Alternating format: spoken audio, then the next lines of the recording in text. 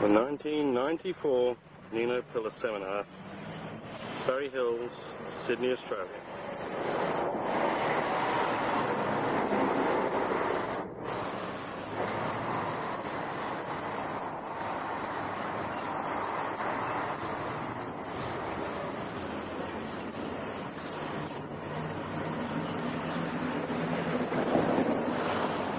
Basic warm-ups.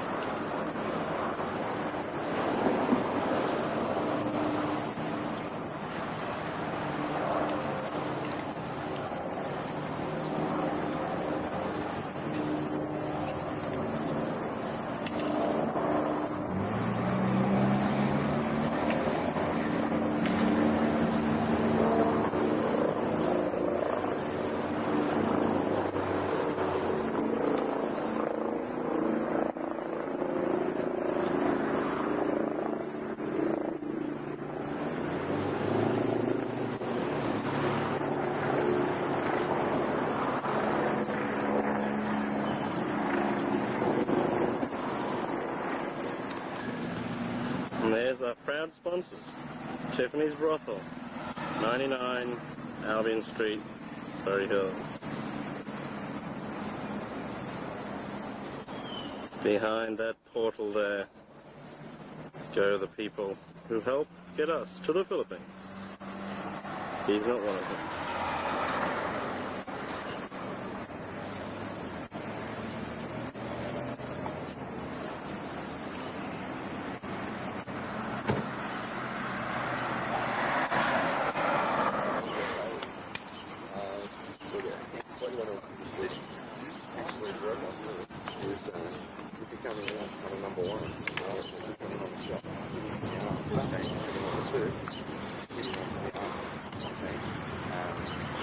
Worm cam.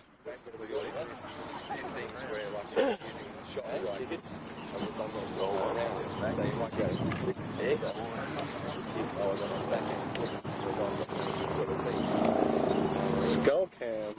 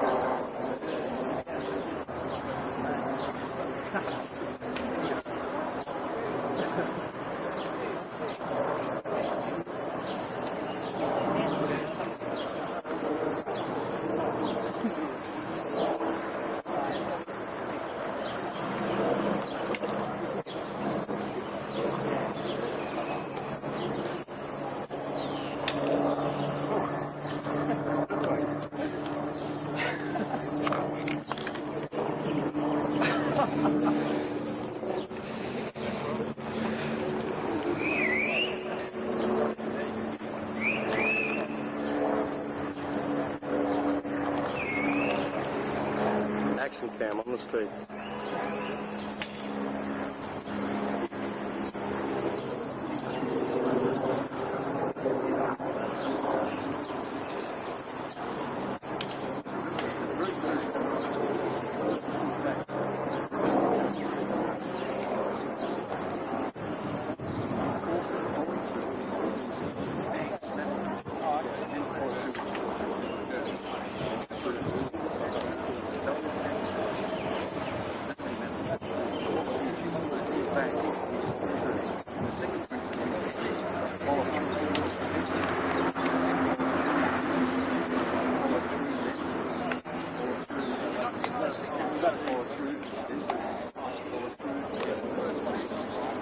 no, I don't.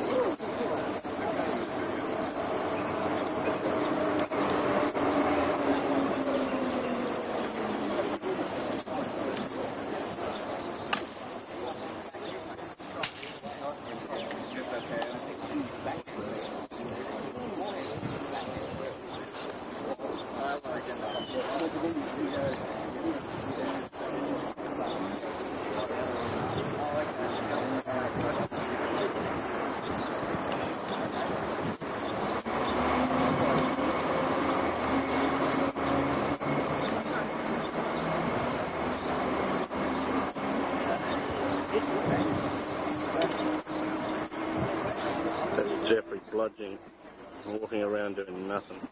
Look at him. There he is. Gets to wear a stupid jeepney hat. They shouldn't have let me loose with this camera.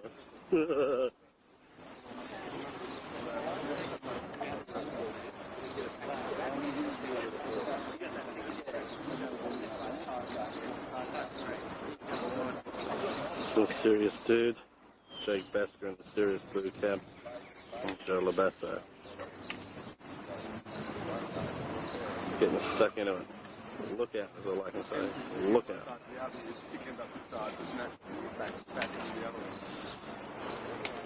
Claude's behind him. And there's Sean Kirk. And Stephen Gregory Jones down the back. Bludging again. Probably having a little lunch. Oh yes, he is. Look at that calf. Another police. $10 is yours. Claude Malatin. Looks like he's got a nice suntan there, Claude. Bludging swine. Who's that there? Ah, Paul Melvin and friend from Maitland. That's it. Get into it, lads.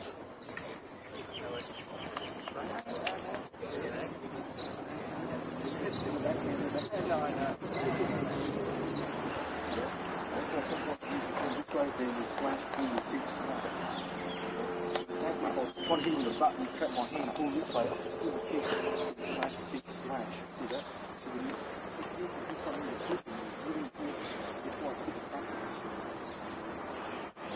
Every time they move the chicken arm, pull this way, just do a kick, slash, do a kick, slash. It's really tight. And it's not really just meaning that, right? It's just drills. Okay? It's really more about how to position the body, where to place the hand, how to check the hand, the second hand of the hand, right? So if I see something that you still don't understand, it will all come together. Now, this one, really taking a few weeks, not very long. What I want you to do is this a couple of times, right? I want you to lock it in, okay? Right hand. So the stick's right in the centre. You don't move it around. Wherever your body turns, that's where the stick turns, that's where we do. Alright? Now what I want you to do, I want you to step the right foot forward. Okay?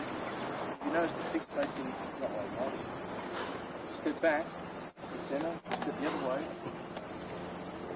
Okay, now if we're facing the tree, okay, so the tree is our opponent. Now as we step with the right foot forward, now I want you to place your hand, you've got one side, both sides of the stick, right? I want you to place That's the tree, folks. both sides of the tree, where is it? There? Okay, step back. Step the other foot forward. Place your hand close to the tree. Back here. So as soon as we step, we'll put our hand close to the tree straight away. And back. The other foot. And back. Other leg. And back. Side. And back. Okay. Now, is it changing side to side? How does that relate to the person attacking us? Okay. So say, foot gently to the middle.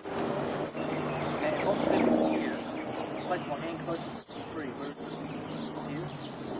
Okay, I'll step the other way. Right? So I'll back this side. So I'll place my hand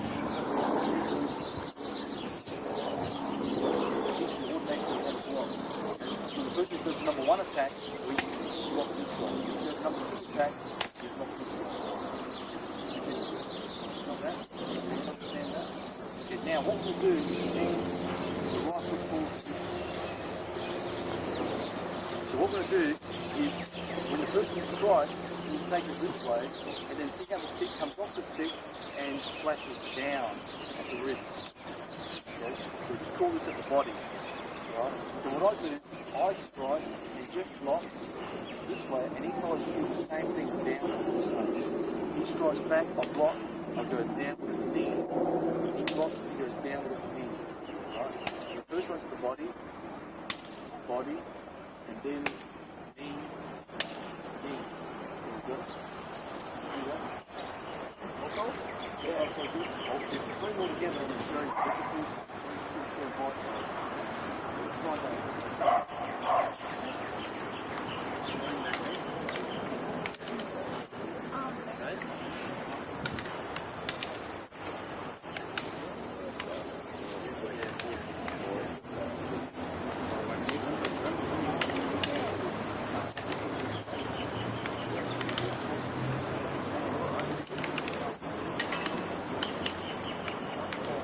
Now, of course, for the purposes of the drill, we'll do what Nino says. But for those of you that are watching the tape, I'd much rather than you hit the body, hit the arm as you go down, and then hit the knee on the next shot. So that's just personal preference.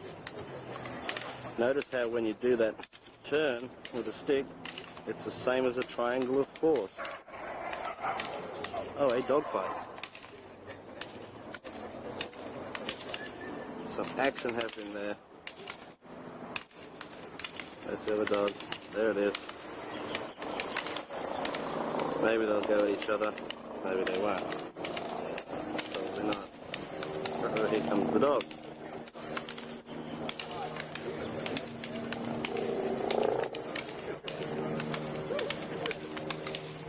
I like dogs.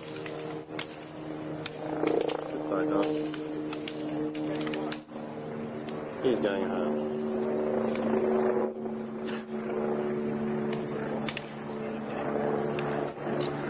Whoa!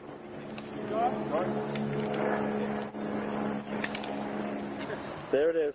That's the offending foot mark right there. Chest foot will not move. Here we go. Now, watch. He strikes, yes? Other foot didn't move. Okay, well, watch again,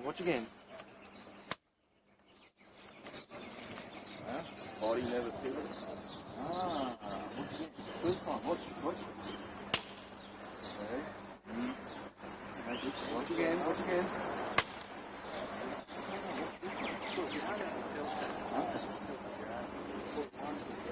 You're either extending or you're not. Largo and Corto.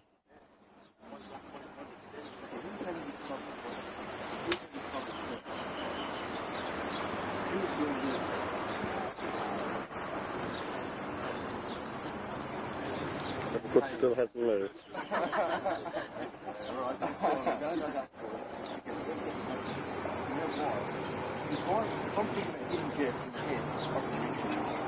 If I go like this, I can't reach it. You could lock it, yes or no?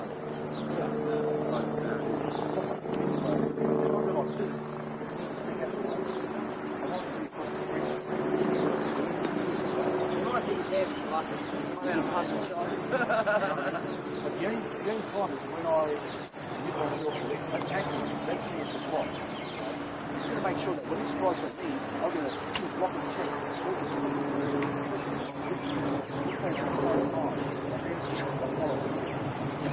I can't go alone. Two, three. It's almost like a 1, 2. So you're not moving your line in, it's sticking to the range. It's out of range.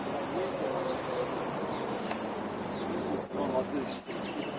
That's why it's I consider it. Dan. But if you're pulling it, right? You're not using it, right?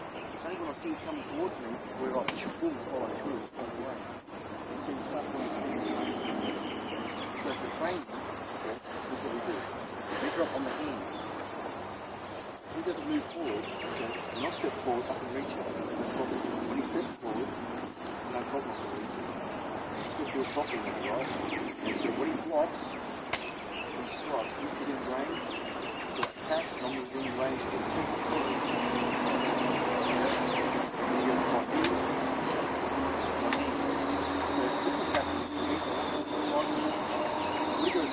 strike jab. If you're going to strike harder, it means try to push that in. Your intention is going to be to hit the guy. Even if if he doesn't block it, then stop it. At least you know that the intention is going forward first. Because what's happening, you won't get that feeling, you won't get the sensitivity of the yard if you don't actually give the person a correct energy. It's almost like if I'm feeding pads for boxing, kickboxing, whatever it might be. And also like, let's say Jeff's punching, right? I'll say, okay, this is a jab, alright, boom, this is a jab cross, boom, boom, okay, jab, boom, jab cross. And is he fighting an elephant or what? I'm like, this would have hit, this is big, alright? The jab's over here, the jab cross over there, right? So if I kept them all like this, boom, bang, bang, right, I can still feed it a sequence, but it's more closer, it's not like bringing it right in front of my head, but it's closer to my head than this here, right? So what happens when he goes into a fight? We could actually be fighting two guys, but he wouldn't be fighting them that way, would he? Two people. But he wouldn't be fighting them that way. Believe it or not, in Thailand, That's dance. something bad, but in Thailand, a lot of times, they don't like it. You go to a training camp. They put the pegs out here and there, and they put the pegs all over the place. You get a good workout, you sweat and everything else, you get in the ring, you can't apply it. It's the same sort of thing. If I'm feeding Geoff like this and going, and he's trying to do his techniques, right? If I'm trusting at him, I'm going like this, he's really learning how to think it. At the same, I don't have to think of that to try and kill him, but at the same time, just giving the energy towards the target. That's what you have to do. That's the number one thing. Okay? So when you're doing it, once again, you don't have to hit really hard, but just go towards the target. That's all you want to do. Go towards the target. So not only are you learning where to strike, you're learning how to think as well. Do that. Let me show you the next one. Right? So we've gone through the slash down principle. Now we go slash up in my follow up. Okay, slash up. Same thing here. Slash up. Okay. So when slash down at the ribs, down at the knee. Okay. Or when slash up at the ribs. Okay. Up the knee. Okay. We do those two together. Let's try. Okay, now the next one is okay. So what we went through is slash down. We did slash down. I went slash down at the knee. Then I went slash up at the bottom instead. Okay, change the angle of attack. The next one is I slashed straight across. I drop down, boom, straight across, and I follow up. Okay, got it? So what is it? Down, up, and across. Okay, down, up, and across. Okay, you got that? One more time. Once again, we measure up just so we understand the distance. That's all it is. Actually, in the combative situation, I'm saying So, okay, but this is your training. Because after a while, you can just, quite looking, you'll be able to feel exactly how far you're up. You might be half a centimetre out or an inch out, so what? Okay. So you get an idea of the range. Okay. So it's down, we go up, then we go across. Okay. Like that. So what I do is bring the feet down and try to cross. So you're striking at the ribs by stepping in and down through and slash through. Here the person goes in the block and slowly forward. What we'll do now is do a squash. So we go here, we scoop the hand down. So we control the front to this way as we use our either our tricep, forearm, stick, doesn't really matter, but if you use your forearm here this way and you slash through, you do better. So what you actually do is put the hand in. Okay, so that way. Got it? Watch again. Like check. Maybe you want to strike at the knee. You want to strike at the knee this arm. Okay. So don't follow us, I just showed you. You use it as a disarm, not just as an attack. Maybe my intention was disarm and I couldn't quite grab the hand. Boom, I might just go strike. So the thing is that what we do is we strike this ball this way as we slash. It's easy to hit the eye, so you have to slide the hand up, And that's one of my first things to talk about. Okay? Got it? So we'll get to that in a minute. Let's go through the first part, which is this. One. You did that?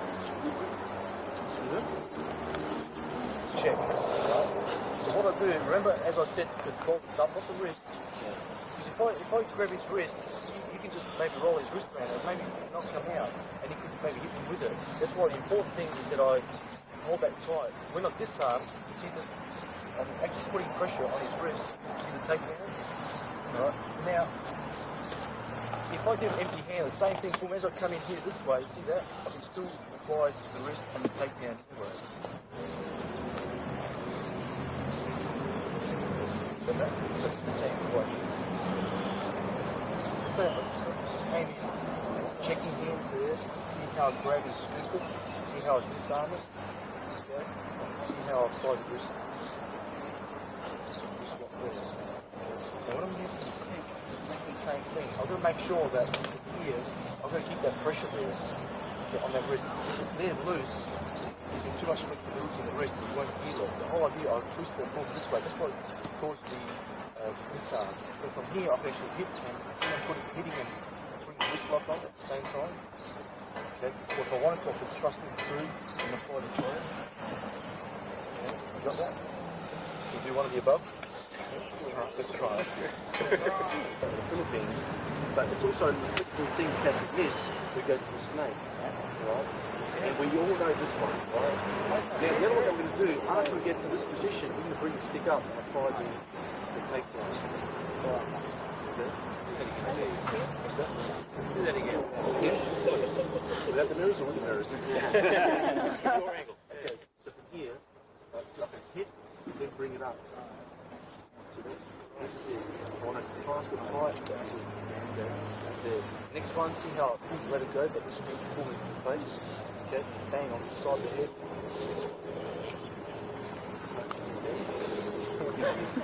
I'm getting all right now there, Ralph. Hip up. And rip up. Okay, next one is here. You want to do like this one here as well. So let go of the stick, right? We're going to this one here. Go to this one here. Go into this one here. Okay. Or we need to go into double to there. We need to go into the single this side. Go start going to the other side as well. Right. It's about 4:14 of them. Fill us in while you're at. So we're going to go on the first one, right? The first one. Okay, so we snake it, we bring the stick up. Good one. Okay, that's how we do the first one here. Okay. And this one here, what we do is we want to roll it around. Okay, we just want to bring it in tight. This one and down. Then from here, to take him to the side here, we let go this way. Now, once we let go of the stick at this point, once you know this way, see how it's open?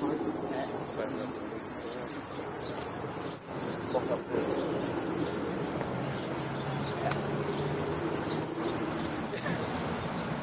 Right, can you practice up the point that you remember? Oh, yeah. Okay, no problem. Any questions, put your hand up and I'll come around and help you. Ralph, no dropping.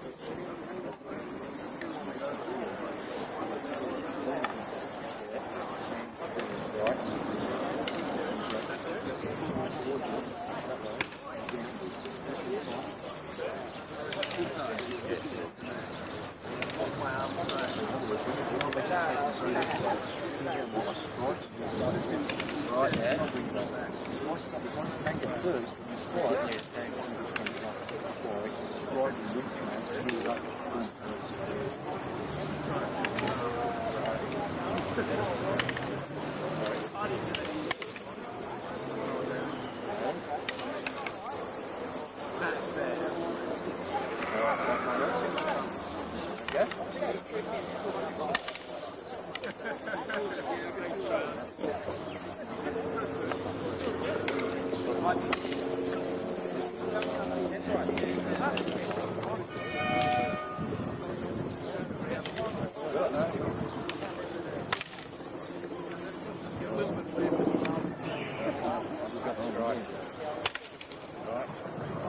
Oh, the back of his arm. Well, they're not the back, that's it.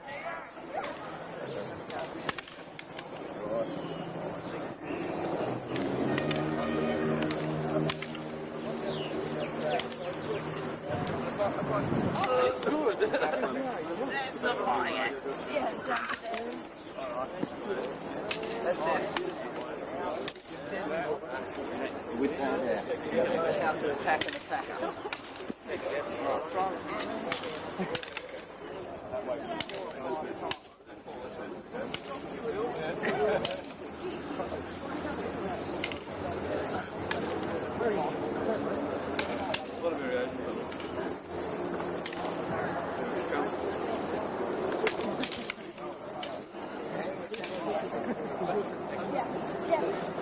No way, is it? Oh yeah, my turn, with my turn.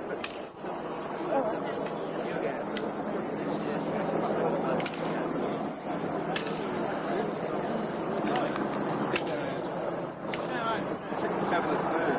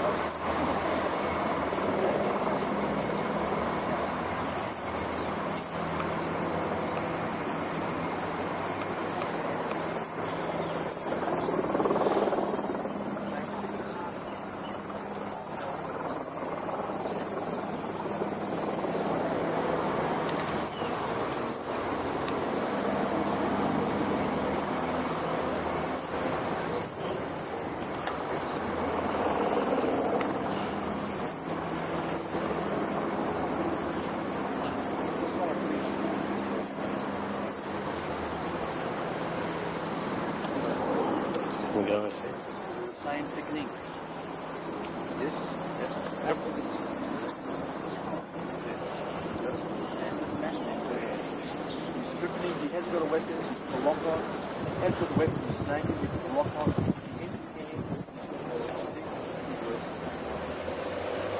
Can we see that one more time, please, Nino? Yep, empty hand. Because I can pull this way, bang into there. Right? I snake it the same way here. I bring the finger up. This one just has to stick there. Right? That's what I'm going to do. Throw. Now, as I step over, okay, what I do, I slide the left arm under this way. So I tuck that right in so you can't get out. Twist. That's what the pain is. Give him another twist. I got a closer. Go on. Give me another one. Come on, do it properly. Do it. Come on, that's it. Thank you, Nina. Thank you, Jeffrey. So just practice that. Do you remember it? Empty hand, you want it? Do it empty hand, do it with a stick. Variation. Up and go. Yeah! Ah!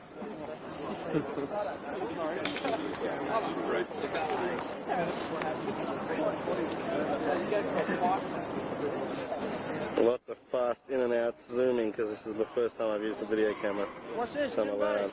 Ah, Timbo! Too much shadow, I think, going on. Now, let me get a close-up of some pain on Ralph's face. What's this, Timbo? Give me some pain! Come on, and again, and again. And again, Timbo, you'll pay for this, you know that. Come on. Make it good, I'll get you. Come on. Ah, yeah. Oi. Now, what's this, Timbo? Ralph's revenge. Stay back. Not a camera. Get your hands off the camera. Sir, I warn you.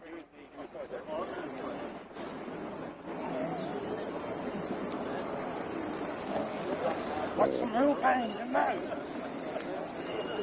Pain cam. Pain can. Here we go. Jimbo. And action. More pain, Jimbo. Do you want broken bones, Jimbo, in your video? Yes. You want real pain, Jimbo? Don't go that way. Go that way. Hey, baby. You've got from here, that's nice.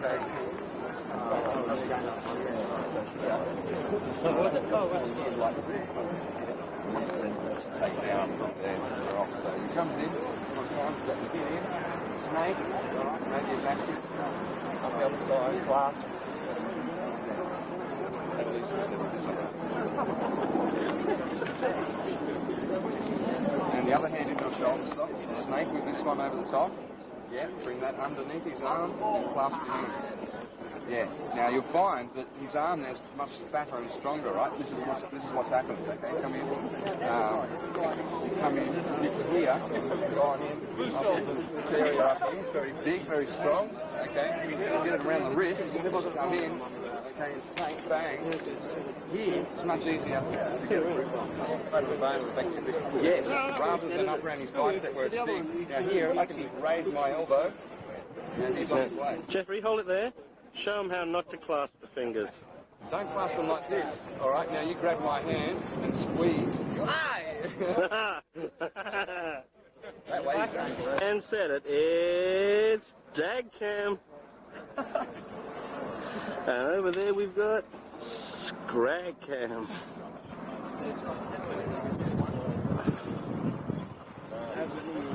Ralph, we've got Shag Cam. No, that's over at Jeffrey. Shag cam? Shag Cam. Jimbo, this is shag cam. There's four variants of Carlin, series of Carlin. And that includes like single stick, double stick, single knife, double knife, projectile weapons, the whole bit. But what we've done now is we're going to this dagger. And once again, in each area there's a lot of things that you can learn. Right? Different combination of attack, you know, the disarming, just the straightforward attacking. Right? And the thing is that what's important is that a lot of the zoning, the flow, just follows from one weapon to the other. Okay? That's what's we've learned. So they want to do just coordination exercises. Okay? Some of these things I'm going to show you, there's got to be someone in the world that can pull it off. But the thing is that if you ask me personally, the chance of finding someone in the street is dagger, pretty remote. The other things, I don't know if I could or not, but still, we learn it, we train it, the more we do something, the more chances we apply it. But the important thing is being aware of the weapons. Don't always think that the guy's only got a stick, or only got one weapon, like a single knife. It's pretty easy if I have one knife, Jeff counters this. You just get the other one. And that's what we teach defense against double knife. That's one of the areas of target. Okay. Now the thing is here is that if Jeff is striking seriously here, it's pretty easy for him just to go like this. Right? And the other knife comes out, like maybe go from long range, right? Or from here, maybe trust low, I'll just take it this way. If we trust high, we'll just take it through this way. And then once again, follow up with the type of attack that I want to do. Okay, you got that? So the thing is that what we're trying to do here is just work on the defense there. If I go this way and it goes low, then that's what I want to do. Straight forward. Okay? From here, if it goes high, then I'll just go straight forward this way. Work on that. So from this position here, just work on the check, bang, smash here this way. If it goes low, you just take it to here. Okay? If it goes high, you just take it out from here. Okay? It's always as if, if I went this way, it goes low, low block and punch, bring it fast a bit. If it goes high, it's like a punch out, bring it fast and punch. It's the same thing. You got it, man? It's just a little sticky dagger. We'll start off with that. Stay with them. Very. Hmm? Back there. Quick. Where? Gang. Oh. No, I didn't get it on camera, man. I want to see some fag count. Now, if that falls and punctures your rectum... So that always means that I can use my stick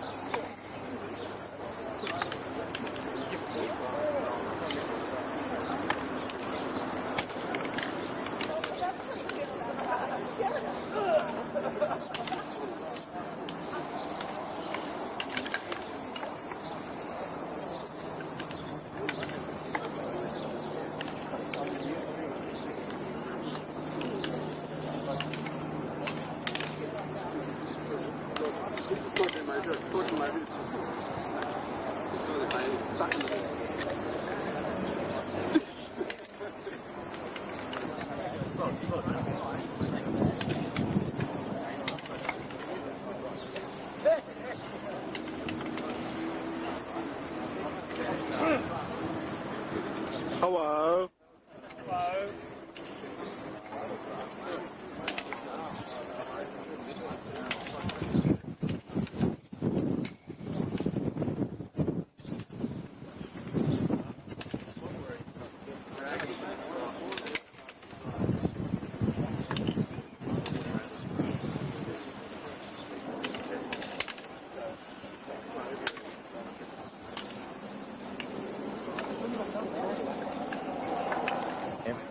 Over the shoulder cam. You're lucky that you're not walking up a big escalator. Oh. Over the shoulder cam. Oh yes. There's the shoulder.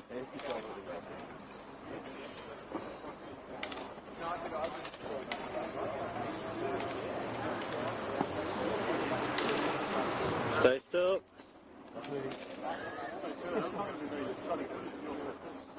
I mean, Steve. We can train. It's between the legs, Cam.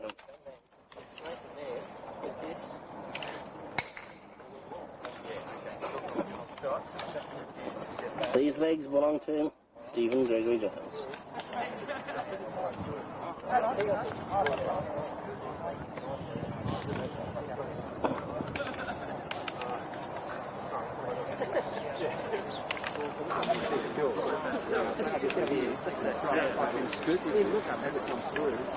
What are you doing, Shag, boy?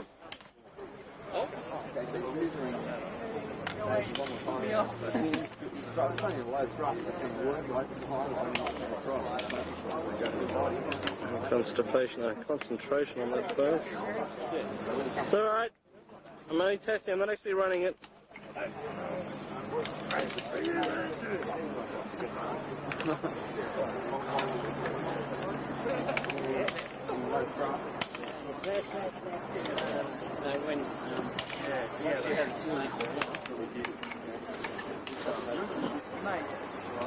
Here, see how it's thrust or slashed there as I smacked it? What did I do before? As I thrust with the knife, I actually used this stick and I actually hit this last at the same time and I actually followed through there. This makes what you get rid of that knife if I actually attack it there. Now, the next one, if I went in this way, as you thrust with the knife, I'll use the same one again. This way, whatever. What's up?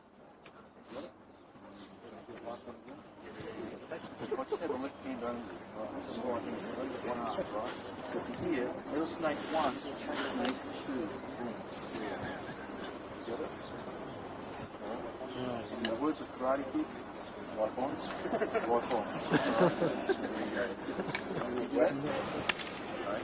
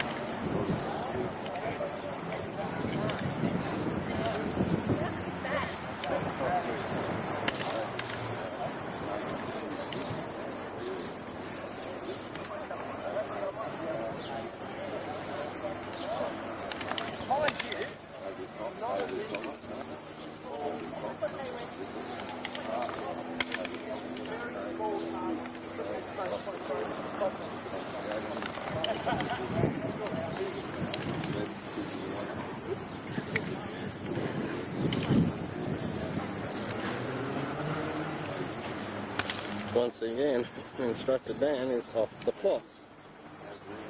Hello Dan, while you're watching this, just think, how come you're not the Sparry Doggering? Instead, you're teaching the word according to Dan.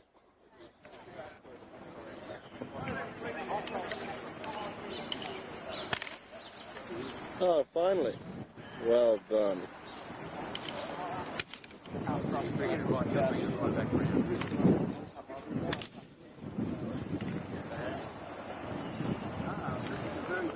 Position for you. True. True, but I do get to get stuck. Okay, right, one more time.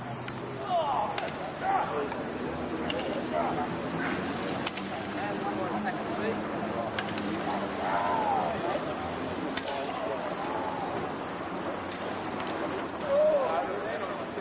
Claude, isn't that dagger supposed to be in the left hand?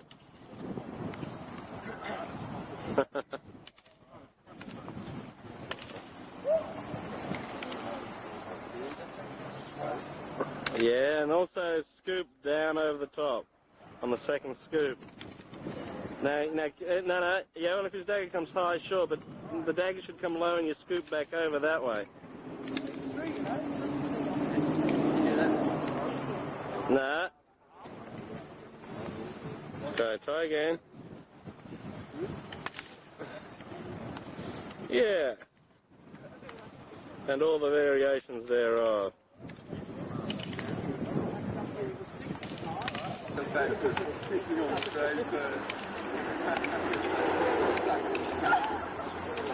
These guys are so good they can do it standing on their head.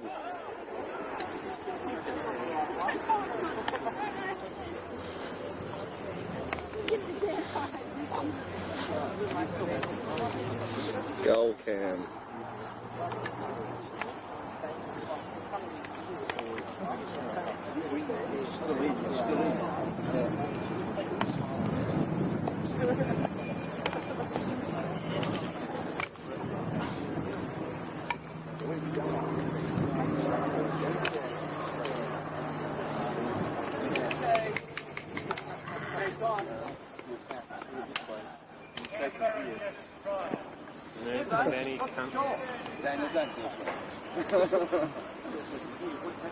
Dan's friends. Well,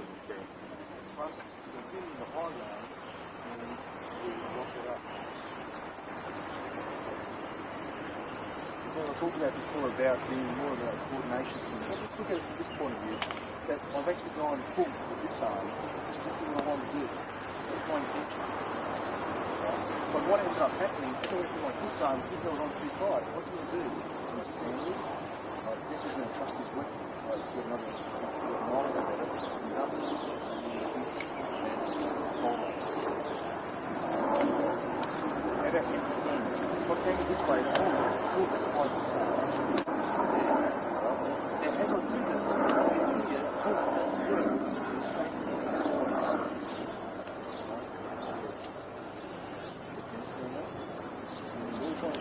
is whether it's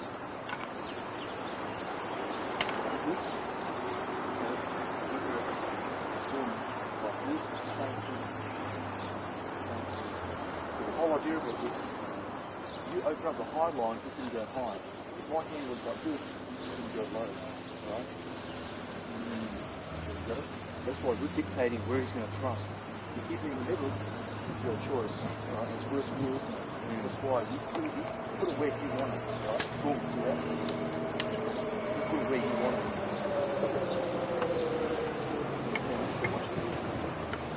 As I take it here, see how the guys will move up and grab.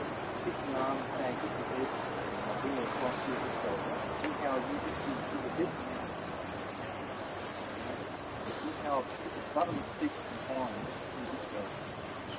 And that's what we trust, that position.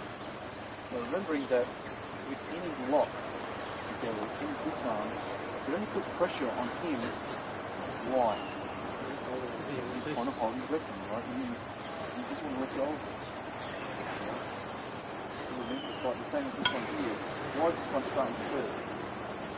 If he lets go, then maybe he becomes a hold his thumb, this one here. Okay? He starts to feel it on the wrist, but hardly holds it, or starts to feel it. He just lets go of the stick. There's nothing there. I've got to do another technique now. Okay, do you understand that? It's the same thing here. If he persists on holding on to that stick the whole time here, then this will work. If you let go of the stick, there's nothing there. But that's why there's always a follow-up that I can do to counter his letting go of the stick. And we'll be here all day for that. So the thing is, if you just understand this principle from this way, and then doing everything. And this way, boom, zoning across, then boom. Okay, putting it there. Out, really good. Right? You've got to just want to do this coordination part, so you're going to do it here. Right? Then those are this side. Okay? This one edge to the face. Right? See that? Okay. Even if I want to go into this sort of lock, right? See, using my shoulder to this side. I'm going to take it out. I'm not going to take it on my face or whatever. I might take it on the shoulder for my thing. When my timing's right, okay, as I do it, maybe I might test it flatter than mine. So what? This way for this one. It's still forward throw. Right. You got that? Control. If you've got any questions, put your hand up and come in. And you push that in. You're going to hook it in and then bring it over the top this way. A lot of times we don't have to explain all the other bits because but really it's like a bit confusing not in the second hit one, hit two and follow through. So hit thrust, hit number three, bang, okay, then you wrap it over the top and bring the butt over. Aha! Keep on this side, it's free. That's how you get all of that stick at the top too. Can you do it from this side, Nino? Swap sides? Thanks.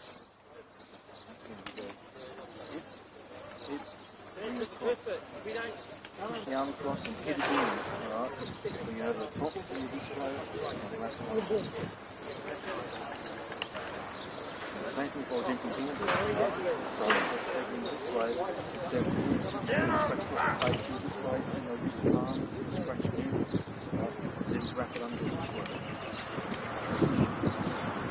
Here, pull it out, this way, right? Just keep it on for it. Good.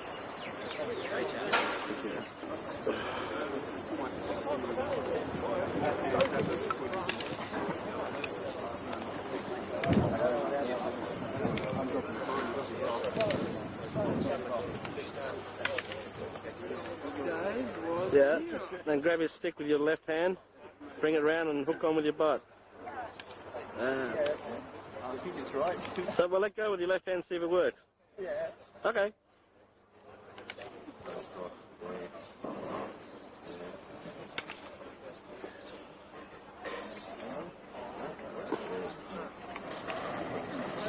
Yeah, kind of like that, yeah.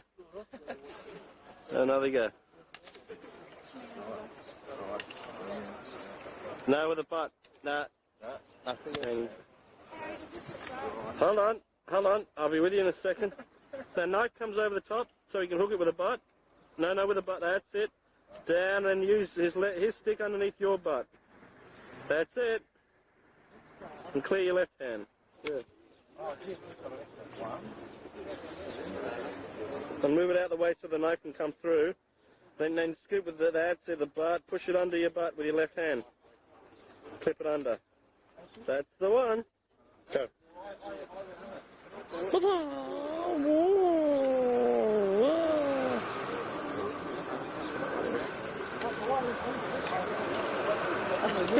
Now shrug your bicep and see if you can disarm the knife. Not really. No. Oh, there he goes.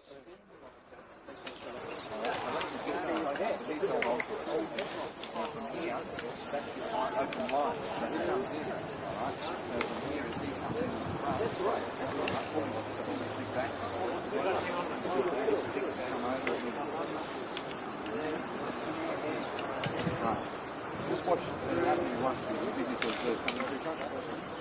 From here, right? I come over the top, I go for a disarm. He comes in. Lock it in. From there, I go straight. The thing is as well, here, he's got his stick. If I just pull his arm. The knife isn't a threat. He comes in, bang, that comes in. Right, or take his stick. Okay, one more time, slow, check. Snake it over, snake it around. So like we have with the hand before, one comes up, the other one comes down.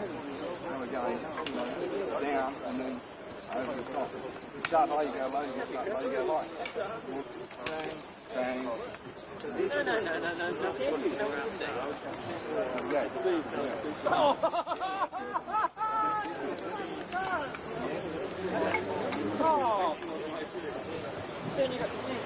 It's important then to move in on it. Oh, you really need So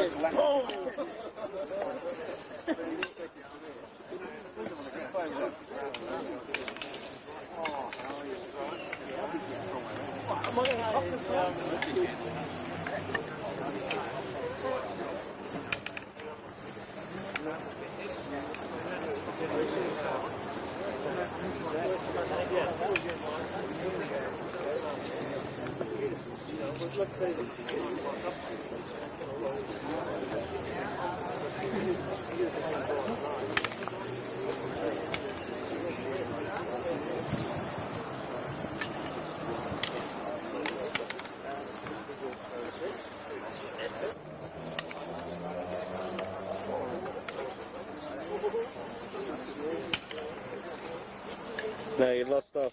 You got to loop around. Yeah. That's it. And then hook in. Good. Right, now, once again, what I was saying to somebody is, whether you use the dagger, or you just do it one step, the other thing you can. Remember, with the first, that's your defense, that's your attack, boom, that's your upper attack. Now when you thrust, you hit across, so you put the butt of the stick at that point first, and you need to strike with the weapon at the same time. As you start to hook it inwards, you bring everything down. See that? So hooking the wrist, and I'll get the stick down this way. And what I'll do, I'll just lift it up, and then put it over the top. That's how we lock it up. So everyone's getting that? Mm-hmm. So that's that one there. And remember, it's the same thing with the empty hand girl coming in this way.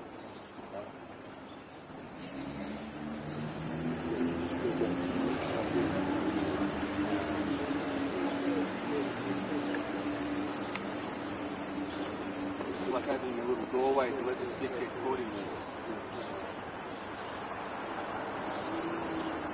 remember that we wouldn't want to stay there for too long. It's not one of those restraining holds. You know, we can do so many things. Once he realises that he's locked up, he'll try and start moving go with a weapon to get free again. Right? But the thing is, then again, you wouldn't just stay there either. You might do something with it. Right? But anyway, as long as you've got that basic principle of with the stick, without the stick, if I just had one stick, an empty hand, right, same thing, still apply. Right? It's just a knife, okay? It's the same thing, isn't it? You still work it. I didn't have anything. It's the same thing, isn't it? Right? Anyway, if you didn't have a knife, right? I just went like this, pulled and punched, right? It's the same thing, isn't it? It doesn't matter. Yeah. What we do is just go and do it again. Right? Now, what I want you to do is get into a left lead. Right? I'm just going to show you some of the basic entry. Basic entry here. Now, With the person punching, right, what we're doing is we've got a lot of different types of distractions or gunting, as we call it. Right? One's like a clapping motion, okay? One's a vertical motion, one's like a back fist motion this way. Okay? So if he's punching, I'm going boom bang this way, but with the knuckles. Okay? If he's punching, boom, I might come in this way. Right? Or I might go this way, with the knuckles there. Maybe if I'm going deep enough, go with the elbow. Okay? And the same thing with cross, where I can actually go boom this way, okay? I can go bang that way, right? Or boom this way on the tricep, or I can boom to the ribs. Okay, and then from here, go to my seal throw. Okay? So it's a matter of body positioning, right? Body angle to follow the technique. I do that again. I'll do it again. Okay. Okay. So once again, this is just the entry. This is the entry. Because like I was saying to some guys, just the other day, it's like for all the jewel thing, there's a big diamond, right? And we're thinking, we're going to go and steal the diamond tonight, and we think, I'm going to get it before he does. And the other guys think, I'm going to go and get it before he does. Now there's 20 of us here. How many different ways can we get in to steal that diamond? You need to go through the front door, right? Through the roof, through the window, up through the ground, we dig a hole. There's a lot of different ways of getting in there, right? And once we're there, so in other words, that's our entry to get into the building, right? Then how many different ways can we get it? There's an alarm system connected to the diamond, you know what I mean? It's the same thing as this. It's no different. This is just the entry, okay? Boom, that's the entry. Okay? That's what we do after, okay, that our expression of our art starts coming out. Okay? Plus his energy then will dictate what happens. If he goes a jab cross, I might go 1, boom, 2, so that boom right there, and then I might come into it, okay, wherever it might be. See what I mean? Or I might have went 1, boom, 2 on the other side, okay? Or I might have just carried the first one and then boom the second one. And I want to put pressure, take him off balance a bit, see that? And then apply the sweep. Okay? Or the arm, apply the throw. Okay? And then if I want, for all the different types of locks, wrist locks, whatever I want. Okay? You got it? But if I don't want to go to the ground, what do I want to do? What I want to do is just go 1, boom, apply the throw, and keep running. Right? That's what I want to do. Okay, you understand that? Get out of there quick. Get out of there quick. So the thing is that, once again, depending on the situation, whether you want to go down, whether you want to restrain or whatever else, or just get out real quick. Right? But the thing is that the principle is here that we want to either structure it this way, either this way, or go this way, and then entry. That's a few entries. Okay, this is going through the front door, okay, it's going through the back door, okay, it's going through the side door, and that's it. And just look at us from that point of view. You want to think of this. Which one was the first one again? Okay, just picture it. Front door, the back door, the side door. The entry. Right? So what do we do after that? Okay, so once we enter in, boom, we can maybe go, okay, through the corridor now, alright? Okay, and this is our straight arm bar. Okay, you got it? Or we might go like this, boom, with the uppercut, bang to there, and then apply the throw. Okay, once again. What we want to do is follow up. Okay, you got it?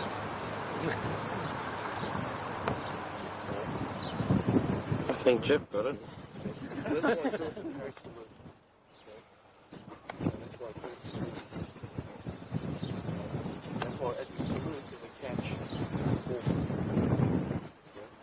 Then we go through figure four. Straight arm bar.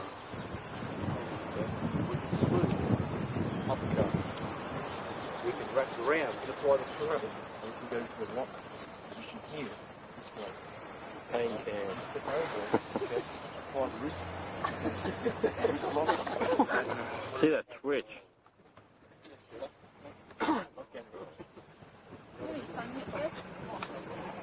not losing you yet, am I? Your music is good. It's nice to see Jack on the So other the side. first one we're going to do is just work on this one here, one. This is just working the entrance now. One. The next one is two, so on the jab so you can see from this angle. Two. And the last one is you can go parry and hook motion. Now this one here you can stay at a long range, boom, with off bang here, right? Because if you want to combine it with a trap, that's how we'd actually use it, right? If you want to get straight into a boom here, and maybe go for a boom, throw, bang, and stop the knee, you can do it that way too. Okay? It doesn't really matter which way you want to take it. It depends on your range that you want to get into. Oh, we like the throw. Yeah, show us the throw again. Improvised weapons there. Dummy. Got what I mean? Alright. So can we work on that? The first one is here, the second one is here, boom. The third one will be here, and then you can go in deep. The fourth one, the ribs. Okay?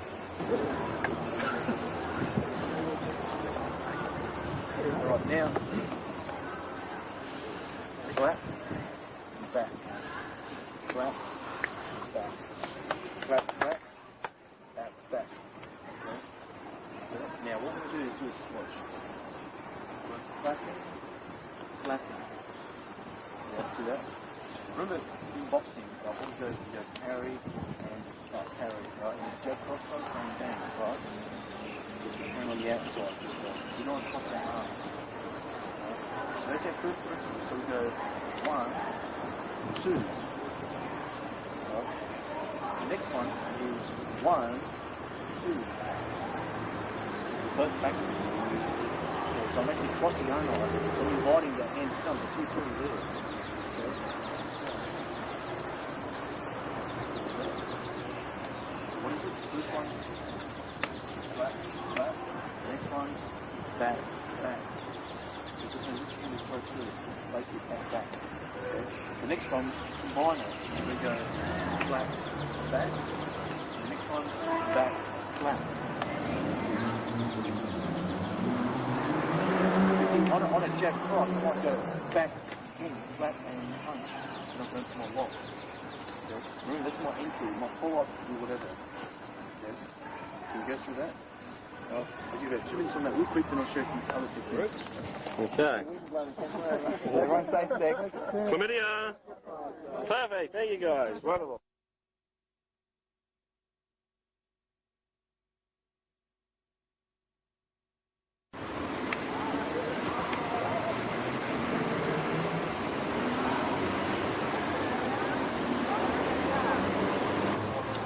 Right away, you get a rapport. Okay? You don't know your partner. When you switch partners, the big guy going to get a little guy, the heavy guy going to get a light guy. So you can feel energy. And when you change partners, you don't know your partner's name. You be first to get your hand first. Right up, see it go. Cross over. 1. Stop. Cross over. 1. Stop. Cross over. Yeah.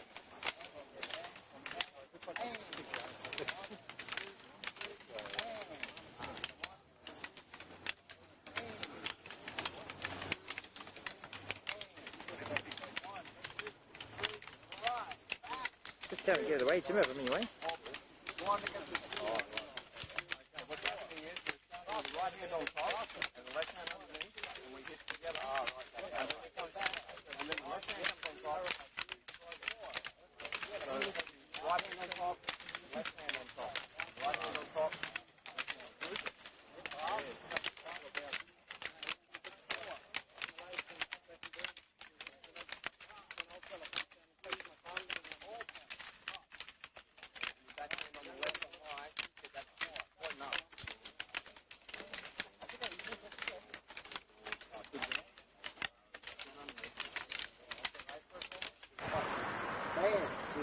hits this way, punch again. See how he's doing? Punch. See, this can hit. You got to know punch. One hand control. One hand can hit. Punch. One hand can hit. One hand control this hand. So what I want you to do, you're going to punch left hand. If the left hand, right hand is over, the right hand controls. This hand hit here. But in practice, just touch the bicep. I can hammer fist the bicep, I can knuckle the bicep, hit it here, and hit palm this way. If you hit this hard enough, you can numb this whole arm. But use your fingertip. Punch. I carry this side here. Still in a ready position. So punch. See what he's doing? The on top hand controls the outside hand hit. When you hit the arm over, just touch. Punch. 1, 2. 1, 2. When you open, I can change. I can put the left hand over control. Hit. Left hand control. Hit. Only when you're open. Hit. Hit. Hit. Right hand over. Left hand over. Here I stuck. I gotta know which is my top hand. Which is the low hand. This is it. So once you're here, you're already in this position. You step, you gotta come out. Now I'm open. I can change any hand. See how he's doing? All right, so just more slow. Left hand first. Also, you got to know that you're doing the same here. You got to know you on the outside. See it? When you hit the right hand, you do the same thing. But you got to know you on the inside now. See all that stuff? So, right hand over, right hand control. Just slow. Practice the right hand over. The only time you change is when you open mode. Left hand over. Just feel that with your pocket. All right, try to control it, yes. Good. Cut the bicep, tricep. Good. Good. Good. Now, left hand control. No. Yeah, you can control that hand. No, right hand. Good. That's it. Makes no difference. Makes no difference. The hand closed or it's open. So if you hit 2, you hit 2. 1. You know what we're going to do? We're going to sit there all around up here. Knee to shoulder. Knee to shoulder. Because some of you are going to like this. You're going to hit diagonal and across. Hit my head. I step back, you lose everything. But if you go down diagonal, if I go here, you still got the body. See, law enforcement likes this stuff. Because we don't go to the head, we don't go to the body. We pick the limbs. They don't come out this way here. You see it? All right, try it with your partner. Left. You don't know how they're going to punch, but your defense is the same. Punch right, 1, 2. You got to know you're on the inside now. Hand close to here, hit, 1, 2. Okay? In reality, it's 1, 2. Hit, 1, 2. Okay? Left hand, 1, 2 on the outside. Wrist, shoulder joint. Okay? Hit, wrist, elbow joint. Wrist, shoulder. Just notice joints. Okay? Once you got here, 1, 2, 1, 2. All right, take it to your partner. You go. Sit there, sit there. Stick in the hand. Stick in the hand. When you hit now, you're in this mode, like this. This is up to you. You hit from the shoulder blade all the way down to the knee. 1, 2, right hand. 1. Yeah. 2. Now reverse it, going up. Knee to shoulders now. No, left hand forward. 1. I'm going to. I know which one. Going up. 1, 2. That's it. So you want to exit. Down. Cross my toe, right? 1, 2. All right. 1, 2. Going up. 1. Right up. Oh, yeah. 1. Down. 1. You're on the outside all the time. 1. Okay. Up. You're going to go whatever hand's in the front. If I go here, 1, 2. My right hand's in the front. 1. Jerry. 1, 2. When I hit here, I grab here. Index and your middle finger and your thumb. Grab the wrist. Grab the wrist this way here. You want to hit 1? Bang, bang. This here shock the system. When you hit the head and you shock the system, they don't know they got grabbed. Because all energy goes on this side. So tuck the shoulder when you practice your partner. See what you're doing? You don't know you got grabbed. When I hit here, this is what they call a front figure 4 lock. Elbow releasing at the chest. Hand way back. Now see how you extend this hand? Now this goes up. This goes here. Now see how this hand is under the elbow? Now push up. So Okay. This will tap out right there. You feel it? Yeah. Does it make any? Should he be trying to get that as any square or on the? No. Doesn't matter. As long as you get under the elbow. Right. This push down, this goes up. Yeah. Oh, okay. So more on the elbow, less above the Yeah. Okay, now when you punch, Yeah. there you go. Every step, no, you gotta hold the elbow because all you gotta do is yank it. Yeah, okay. Okay, not too much. Go under. Okay. Lock it here. Oh, okay. Now see how this thing is stripping Yeah. below? You gotta get it above it. Right about Oh, there. okay. Good. Now, put your other hand underneath. Yeah. Under. Stop. See over here?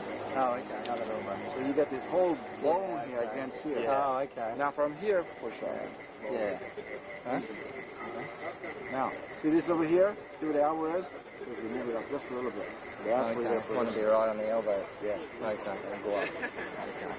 Push like this. Yeah. You all right? Good. Now watch. See, this is in more. Yeah. This is in more. Okay. Yeah, so you want the bone. Yeah. Now see my elbow like this? Yeah. Go like this. Yeah. Easy. Oh, okay. That's Yeah. elbow. No, In the body. no, they're all good answers, but pick the right one. Rule 1 in this workshop, don't hurt the instructor. You know what rule 2 is? Don't hurt anyone else. What? Okay, here. Once you got it here, in Filipino arts, this hand is always about in this area. Chinese don't pull in all those, like boxes like it here too. Because if this is in my pocket or this down here, this is worthless. So this is here. You got 2 on 1, I can react and get out of this position before he gets me. If he gets me, but if it's a fighting chance, this is your fighting chance. I pop this elbow, watch. Forward. See how I make him lose this? Okay? So before he catches this, I go forward. I rip this back this way. You don't want to let go. See how I got this back here? Wrist and the elbow again. And so you just turn it up. It's more easy. I pop it this way. They bind himself a lot. So I gotta rip this out. See where he's going? It's like, if you in this position, you got caught. Okay? I pop this elbow. I don't pull his hand. Both arms goes out. Extend this one here like this. Then I rip. All right, try that with your partner. Rip it. Good. No, don't pass it here. Just swing around. There you go, almost. Good. Good. Get up here. That's it.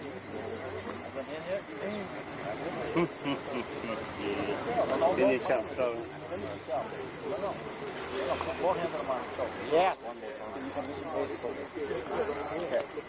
This one. Once you stay locked, grab. No. That's it. Oh, you got to pass. Over. Above your breast line or below. Yeah. That's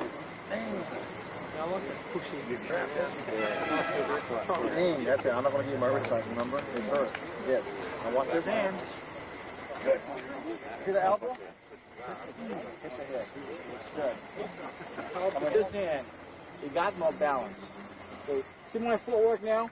From here now, I slide here. I go 2 on 1. I grab this elbow. This hand goes on his shoulder. Good. Now see my left knee? See what we're doing? So when he grabs here, I move this hand. I gotta shift my weight up and down. Take it all the way to your left knee. What we call alternate knees. You know, we just shift the knees. All right, once again. Push it in. Hey, that's it. Give her a hand, guys. You need the resistance here. Put it against your chest so this won't go anywhere. See where you're going? And then 4, you take them out like this. Each one can be reversed. And once you understand how to do this, and you know to reverse it, you can cinch this on better. That's why we like to show you how to reverse it. So you know how to apply right. Punch again, back, and you lay them out this way. Forward. Okay? You got this one. Every time you got this, you got something, you keep it. So I got here, you do 1. This is not working. I'm going to shift, come back, take it all back this way, 2. Okay? Sometimes we're not here, I can still hold. Take it back here, 3. Or I straighten them out, 4. All right, let me see before I know. Talons first. Okay, now watch. From here now, I pop this elbow. Same thing. I remove this pressure by popping this out. Thank you. See what he's doing? So from here, I just surprised him because he didn't know what was coming. When you go up, you gotta hide this elbow. Like this. I don't have nothing. I whack him here, he busts my arm. You see? For most people, you get this elbow showing like this. Same principle here. This left hand, this right hand shoots straight out. I turn them this way here. I got to choke. When people give you something, what do you tell them? Thank you. Thank you. You see it? All right. You try that 1. 2. You get the front. You get the high. You get the back. Come back this way. In the back. In the back. In the back. Yes. Stop. See, he can control it. Put your left hand on my shoulder. See, he can control me this way. Lock everything up. Now, all I need is this a little bit of opening. If I put my shoulder up like this, see, if he got it tight, I lose. If I can get my shoulder up, look at this. See, I'll put my hand straight down. Okay, from here. He wants to fight. He wants to fight. But, all right, stop. Okay. See, if I'm like this, if I can't get this much energy here, I just shoot it straight down my arm. Okay, so when he's like this, I go up, shoot straight down. See that elbow here? I turn around, I'm back this way. Okay? The last one now, like this. Yeah. All right, now, he's like this. If I got balance, this is, this is all the monk stuff, tricky Filipino stuff. Stop. If I'm over here now, I got this hand like this. This hand's open. I take this hand and I lock back this way. See? So you just push and pull and I grab here. See what I'm doing? Real simple stuff and it can be very effective. And then this one, you know they're going to grab here because you get a little spin. So that's why you put this one back like this. I don't have nothing. Hard for me to go under. I'm in his command now. But most of us, when we did this, we did the forearm, which is strong. And you can do that if you go way in the back. Back up. No. Your body go back. Back, step back. Yeah, now I can reach. See the difference? If he's in the front, I'm in front. I get an opportunity here. Push and pull. Yeah. All right, try it with your partner. Person. Let's go with the elbow. Okay. No. Up the Bible straight up. Hold it. Put your hands straight too. Here, come in there. That's all right. Take it. Push, grab. Yeah. Simple. Go. That's it. Okay. Cheers. That's the one. Got this. How you doing? Straight down. Elbow up. Shoulder out first. Out down. Push. Dang. Yeah. Got my elbow. Go. Dang. Got my elbow. Turn around. Okay. You gotta get this hand. This it? Yep. I go here. Take it each. Got my hand. Push. And move Got my hand. Get your hand. Grab. Yes. Let your right hand go. Let your right hand go. Grab. See it? Like that. Yeah. It's a muscle away. Grab on. So you've got me. You see it? You see, when stuff like this, now see how I limit myself? Yeah. Headlock like this. Slowly, come up. Now see, what he did was squeeze. I don't want him to squeeze. See, to nullify this, to neutralize it, this is antagonistic. I hold a hand here. See what he's doing? If you don't hold a hand here, he got you carotid. I hold a hand here, I put my hand here. On the top. Choke me. Kill me. Hurt me. Go. Push me up. All the way up. Way up. Come on. Get up. Come on. See, he can fight all night. I'm just going to hold his here. See what he's doing? He's really lifting himself up, isn't he? Yeah, as well because I must pull him here. Okay. Now, once you got this neutralized, see my elbow is on his shoulder like that? I using that and just pulling him down, like you said, he lifted himself up. The side with the hands on, I move to this side. This is where I break his balance. See this here? He can't choke me no more. I neutralize this. Now I take him down this way. You see what he's doing? I don't want you going to grass. We can go to the ground like this. Not, well, do it slow. Sit down. Sit down. All right, now, when we go on the ground, you see where my right shoulder is? I still hold in his hand my right shoulder. Choking him. See how I choke him out? You like that? Yeah. You see that? Yeah. I step across here.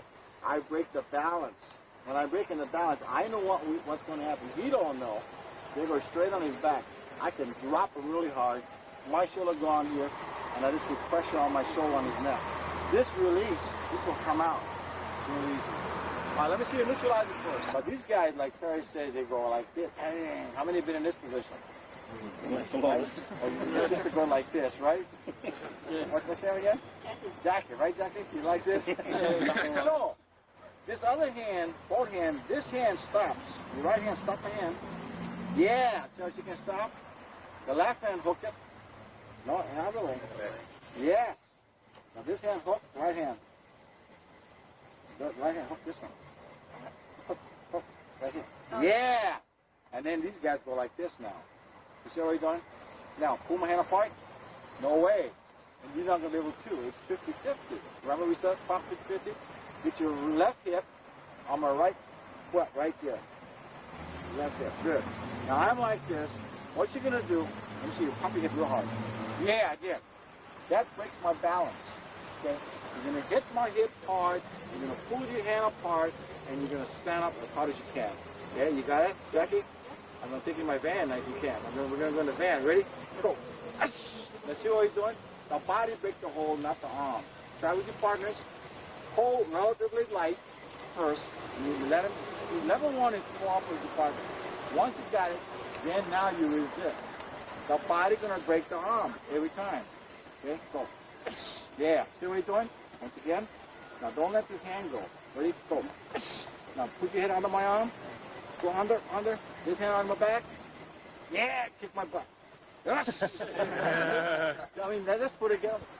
Man, I got balance. I put like my leg. This hand goes here. Now I push pressure. My body now goes toward his head. You see how easy that is? Using body weight. When you go in hand and run, this is the critical area here. I collapse in this. I get the shoulder down like that. When people give you something, what do you say? Thank you. Thank you.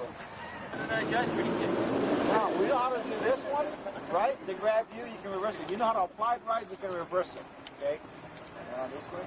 You know how to do this one, right? You know how to apply it right, and then you know how to reverse it. Now, the last one, not last, but the other critical one is when you go in the back. One hand goes here, one hand, you can put it in one hand. See it? Right hand or left hand? Excuse me. Now, once they touch you in the back like this here, you can use your own body to protect your neck because the carotid here, the soft tissue here, you got a nerve called the vagus nerve that carries the blood to the head. You collapse that nerve, no blood to the head, no oxygen to the head, and that's what blacks you out. And in law enforcement, when we have to take out the drums or the drugs and stuff like that, if we do the carotid choke, you got to write it up, give it to the jailer, because the jailer now cannot do the second carotid choke. Because sometimes when you collapse it, you don't revive. Even the pressure from the heart, the blood, sometimes it still stays cold. You can't open it, you're going to kill somebody. And the only time you use this is if you in fear of your life. You say, this guy's bigger than you got no alternative but to get the choke, this is what you do. Okay? I want you to practice the choke first. Put your armpit on the shoulder so that my bicep is on this side. And see how my elbow is under the chin? See, this collapsed this way. Most people pull it. And that's how LAPD killed a couple of guys because it crushed this Adam's apple part. It should be here, to here, and just squeeze slowly. Now see how she taps out? All right. Do that first. Second, you're going to protect this. When I touch here, your shoulders goes up. I can't reach it. Now, this chin goes down and then goes toward perpendicular to my forearm. Right, yeah, that's the point. Right there. See, if I go this way, I try to get my elbow under the chin, it turns like this. See what I'm doing? So that's how you can protect without even using your hands yet. So the shoulder goes up, chin goes down. Wherever the forearm goes, you turn your chin. Let them squeeze the chin only. So once I grab, there you go. Protect. See, I don't have nothing. Yeah. You pull the head back. Yeah, now I can do it. You see? And you keep your chin back this way. Second, you grab the arm. Stand. On the chest. Hold that chest. Yeah. See, now you got to fight here through here. I can't grab them. Even if I do this, I don't have nothing. These guys always think they got something when they're holding the hand. Now, trust me, man. While you hold here, okay, you're going to get out of this now. Walk forward. No. Just let the leg. Wait, yeah. Put your hand straight out. Both feet straight out. Yeah. Now you switch the advantage on my position. I got to carry this heavy girl. 200 pounds. The left leg goes under the right. Left leg under the right. Put your left right leg straight. See, you got to drop the weight so they carry you. If they take you down at a different position. So you drop down, put your left leg way under your right. Yeah. Now your hip, turn your hip. Turn. The arm, the body hold the arm and rip it up this way. See what I did? But don't be afraid to drop because they're going to hold you. They don't want you to go down yet until you see what's happening, then to go down. Okay? Protect the neck, and the arm. Come up forward, walk forward, way forward. Jump away, yeah. Left leg under. Turn. Hold this on your chest. See this here? The whole body ripped my arm apart like this. See what I'm doing? All right, if I go on this arm now, you're going to know which hand. Good. Grab, holding your chest. Your right leg goes way under. Yeah, stop. This goes under more. Now let your hip turn. Yeah, turn. Yeah, hold this against your chest. Okay. Yeah, keep it on your chest. The body turn. See what she's doing? Okay, protect the neck. Hold. Forward. Right leg, turn. Again, yeah, that's it. See what she did? Give her a hand. Do it again? Yeah. Once you get that hip twist and the weight just spins you out. So if that goes under, you're going to go this way. If it goes under, you're going to go this way. Both legs out. Good. Right leg under. Turn. Yeah, keep it on your right leg. Stand on straight up.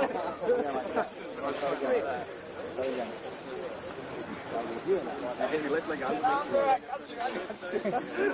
As soon as they touch you drop this up. Yeah. Grab. Straight out.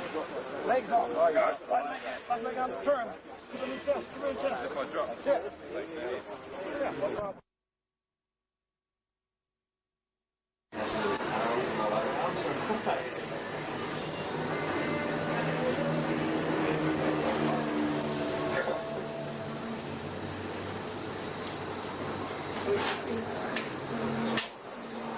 Have a look through this to make sure that we're both.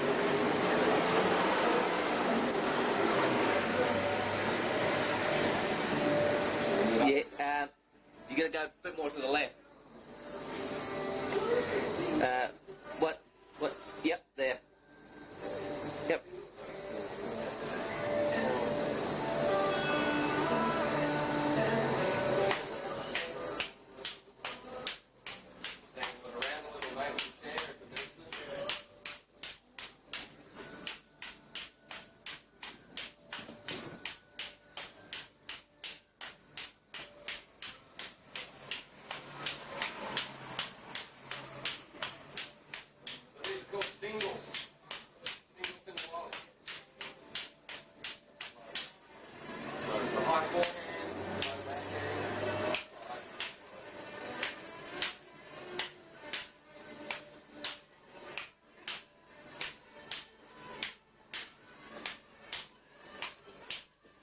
So then the single advance is when you add in an extra abanico.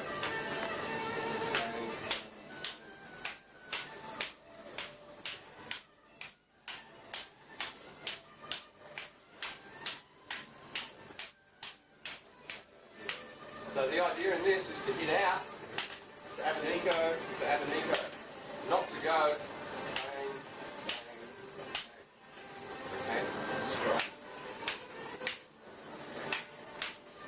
Don't turn your shoulders like this. Instead of getting that movement, you move with your body. This way.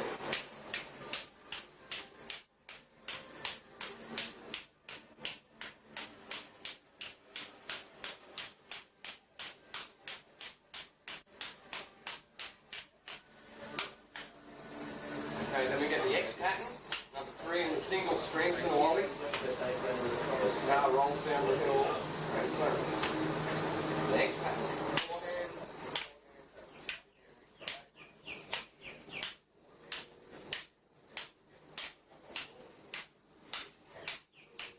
So don't let your hands get up high like this.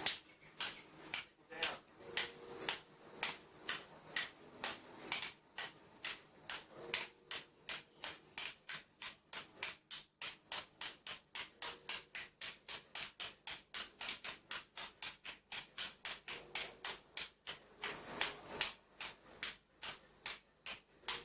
So there's no need to bring the stick right around like that. Just get it out of the way. You can actually move around circling.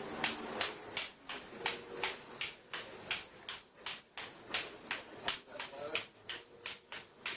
You can stay low.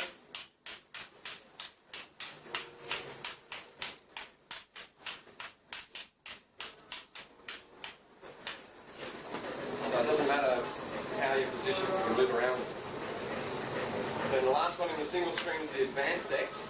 Slowly, there's 5 counts involved. 1, 2, 3. Snap.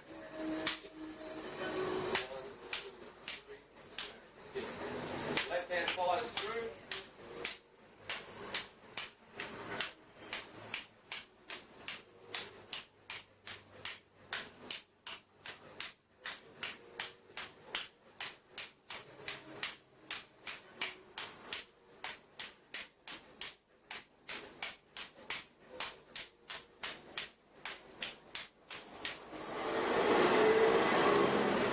So they're the 4 single string.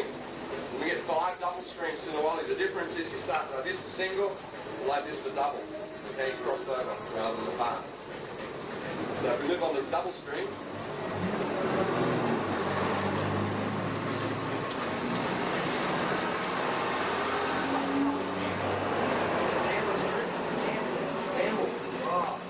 yeah, I think it's about 2 strings down and to the left there. Yeah, 2 or 3 maybe. Right, run them down that way. Yeah, no worries, mate. Who knows what Campbell string is? Okay, the double strings in the wallet. We start this way. We hit a high shot, low shot, and snap underneath. We come back. So it's important when you do the low backhand shot that you follow through and get that hand up for the upper stick to come underneath it.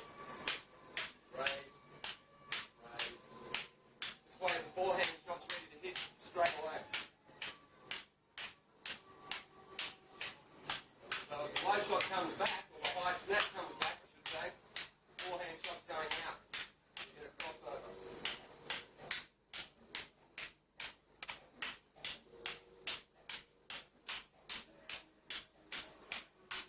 You can do it with the punching style in close. Right, you can.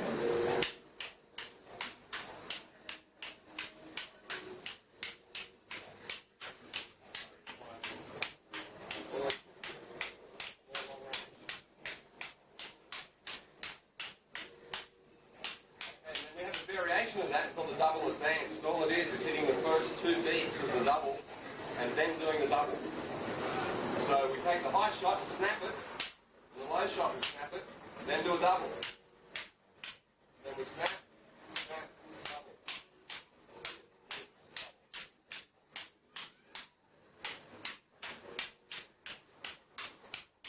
So there's even rhythm in that first part. Bang, bang. This one goes out, the other one comes back.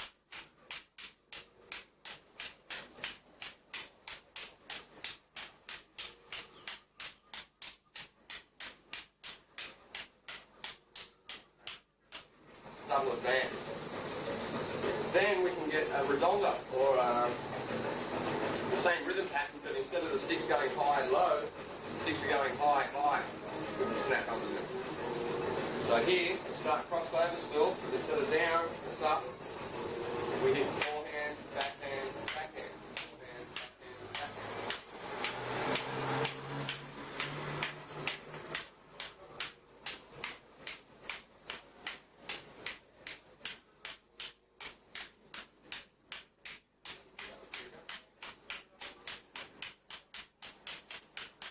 Feel the rhythm of it. There's a definite feel to it.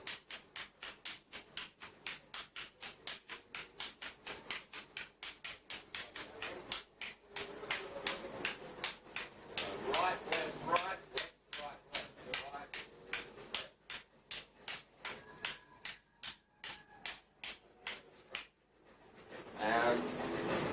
Then we get a version where instead of the sticks pointing up, they're all pointing down. That's reverse doubles. When we have doubles, we start with the right hand on top. With reverse doubles, we start with it underneath. It's the same rhythm, but when we snap back above the forearm instead of snapping back underneath it. It's reversed that way, and it's reversed this way. We do this one, we have the same rhythm. Right, left, right, left, right.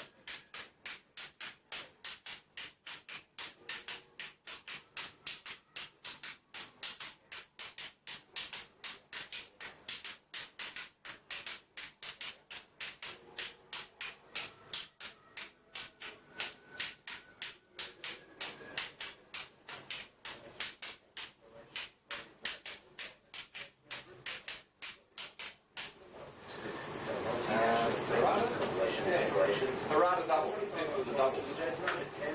In this situation, it's a slight variation, although it's still like a 3-beat rhythm. We start in our normal double position again, and we hit Harada around as the low shot comes out, and then hit a normal forehand and end up underneath. Try that again. Come back. Low.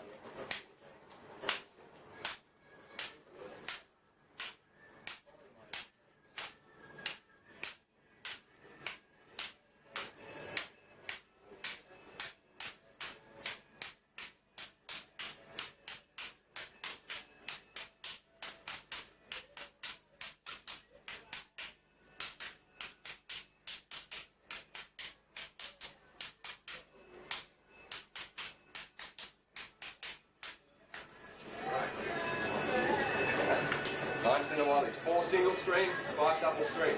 You could probably make up a lot of other ones there. Coordination moves. We run through some disarms. Alright. Just briefly, when the sticks meet, you have sectors. Under here as well, and under his punil as well. If there's no punil, there's no sector. Now there's only 4. If there's that, and that makes 6. So, with the 6 sectors, you also get a thing called the 6 S's, and they're types of disarms. You have spin, strike, squeeze, snake, scissors, and strip. Not all of them work on every angle. So, for example, on 1, you can go into the sector, snake out. You don't understand anyway. Or in close, same version.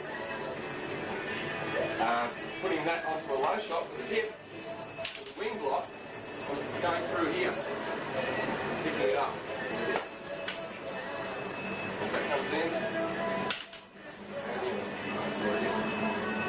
So whether it's high, and in, whether it's low, that's it. Okay?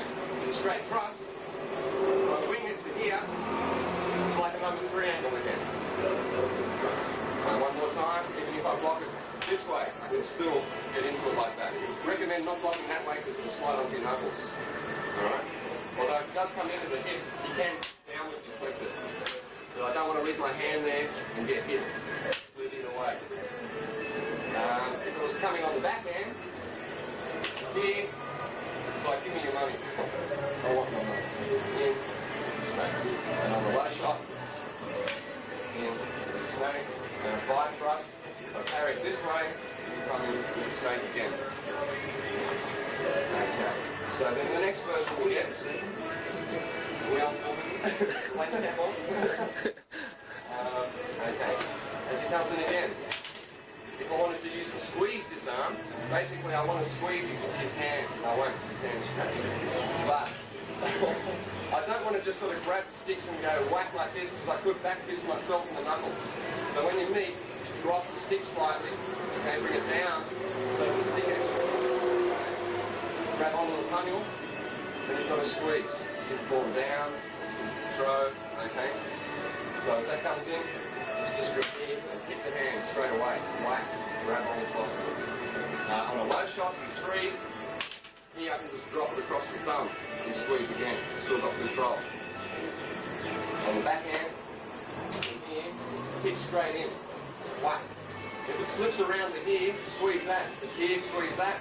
It's here, squeeze that. Doesn't matter where it is, squeeze it. On the 2 again, as that comes in, just hitting straight in. Whack, squeeze. On the 4, this way, okay, it's not so, it's not so, not so practical to squeeze. You could come up this way and grab on there and squeeze, but then you get preferences, alright? It might be better if you snake this arm. You'll find with the sticks, when we're in this sort of in-close area, this is where these type of disarms work. You know, where you can hit, come down, squeeze again, okay? Where somehow else, bang, you go into that, twist it. So they're in close when the pressure's on this way. The sticks aren't flying around. Okay, if we move on to the scissors, here's where your pat check will follow through.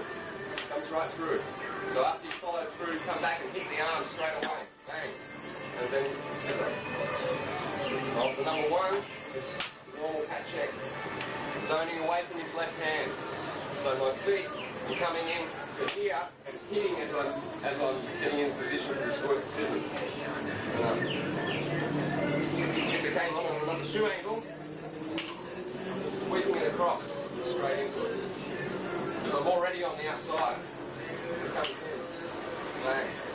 If it was a number 7 angle,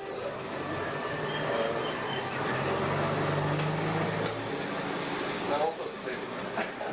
7, coming to here. The stick presents itself for the scissors. Okay? On a number 2 shot, the stick's over here. Might be better to do a snake. Whereas on a 7, now the stick is here, and his hand's up here. So it's better doing that. So some are more presentable than others. If we're working off a number 3, from here, I could, if I'm in this pressure situation type thing, literally just switch it up, okay? And switch it onto the arm, the system. So as the 3 comes through, the system here, straight in. I've got to watch that for the guard. Okay. Off a number 4 angle, scissors doesn't really work. It just doesn't happen. You haven't got, there's too many complications to go through to get into a position where maybe, you can unwrap yourself or whatever. Again, you're better off with this. Come in, this is the snake.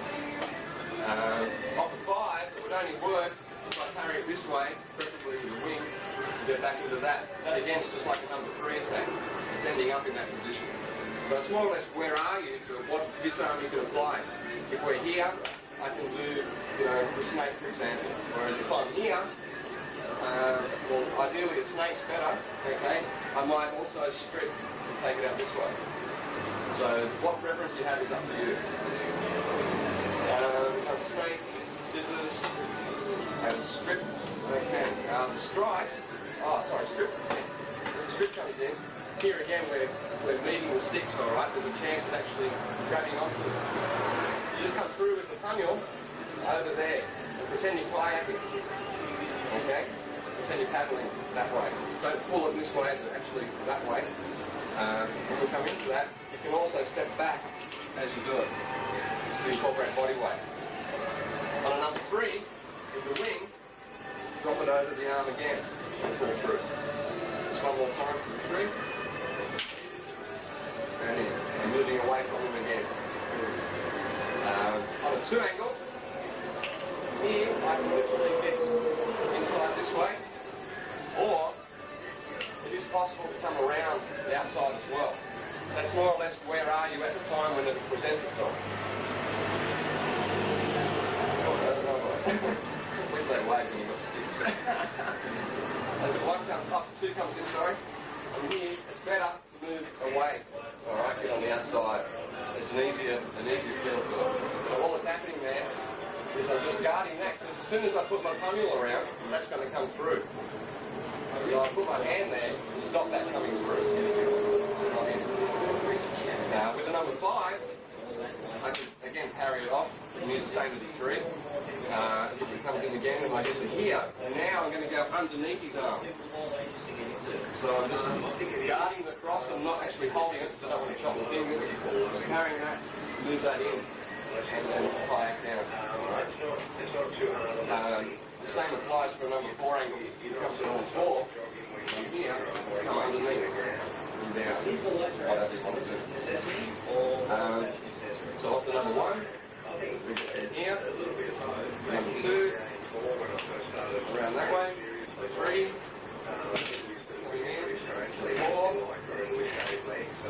and 5, up to that way, around there. To strike this arm is really easy. With the strike this arm, as it comes in, step back and hit. Hit the knuckles, hit the arm, the elbow. Alright, you don't want to hit him in the head because then he can reach here too.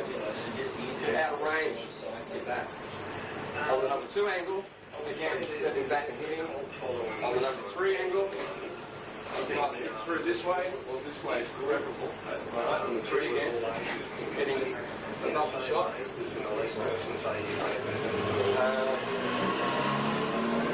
On the number 4 angle, coming in, hitting this way, making sure that you tuck in and get out of range.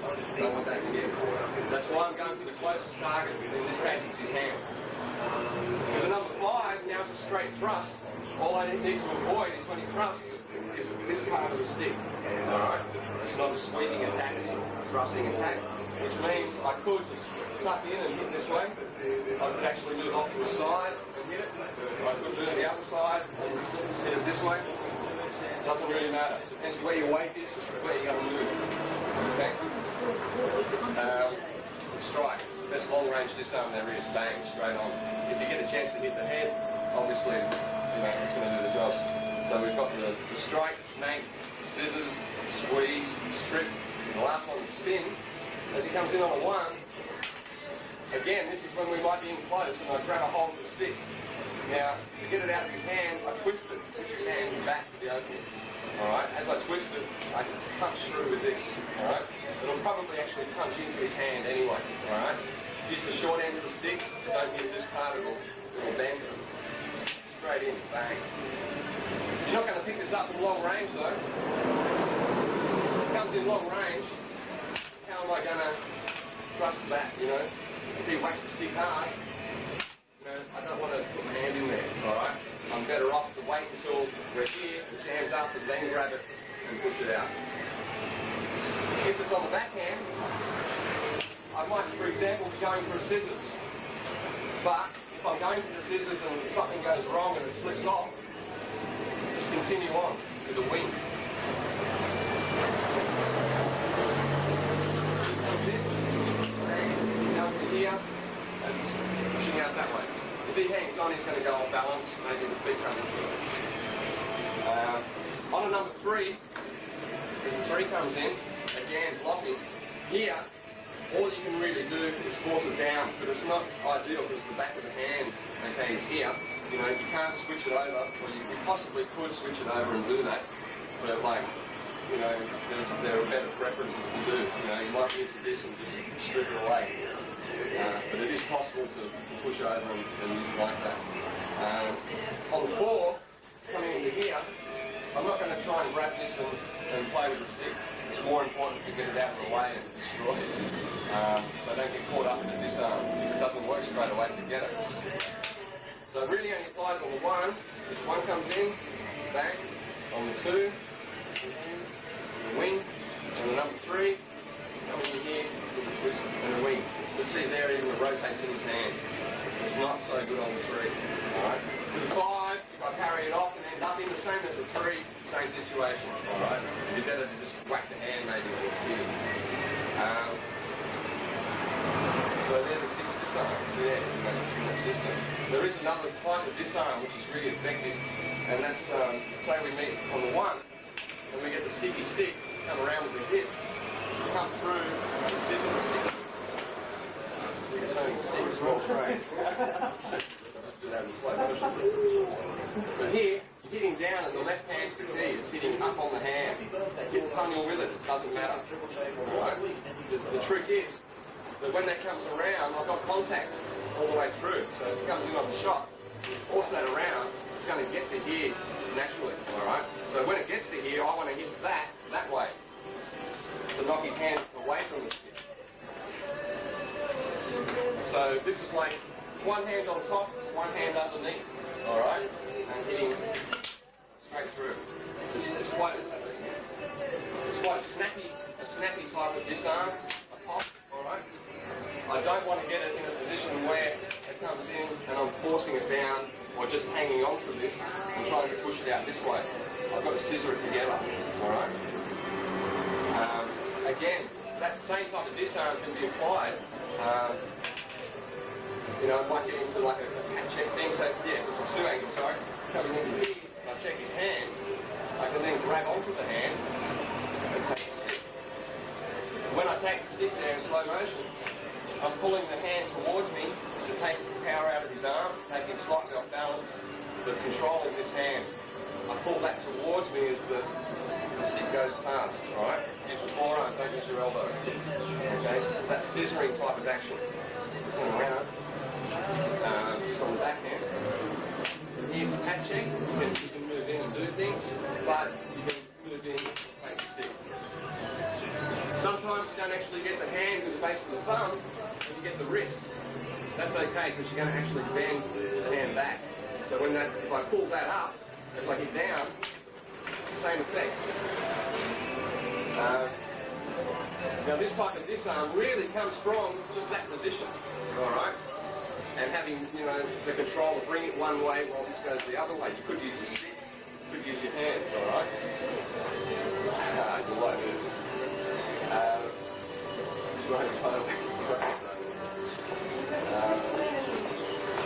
So, okay. The same thing here. Working on that principle. Yes. All right. If we go into the pungal flow, which is like in our close range quarters, that's this sort of thing where we move it that way. Every time that you parry the hand, there's a potential disarm. From here, bang. I've got the hand straight away. Just switching it down and in. Either hitting this way, this way, this way, or this way. The trick is, again, to scissor it, right, if we're flowing. As I take the disarm, I want to move away from his alive hand. Okay? I don't want to stand here and go bang and get smashed. Alright? Move away. Use your body weight to actually, you know, help you with the disarm. So, we'll just do a bit of flowing just to muck around.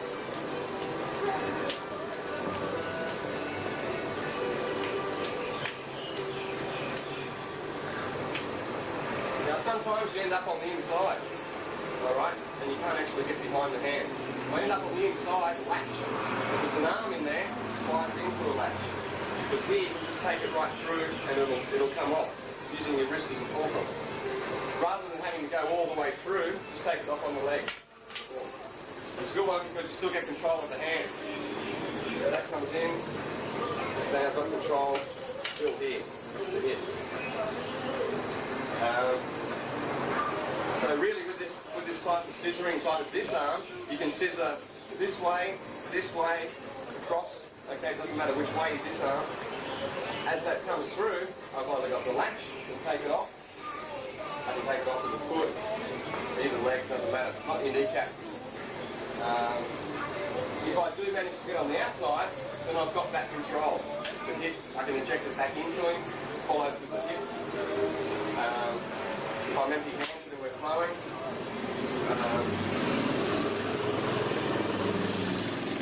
same sort of thing, you can knock it out. That's not the problem. The key is the scissoring, alright? Now, so that means when he comes in on an attack, if he's attacking me with this, I'm going to kill you type attitude, and really opens up high, that's what you want. You just take that block, a natural reaction, turn it into a counter straight away.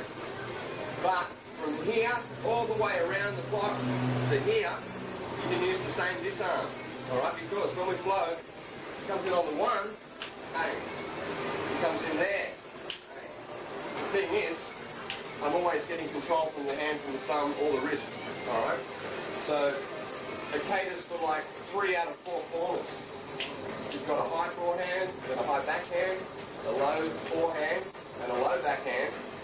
Right, we've dealt with that one, and that one from here.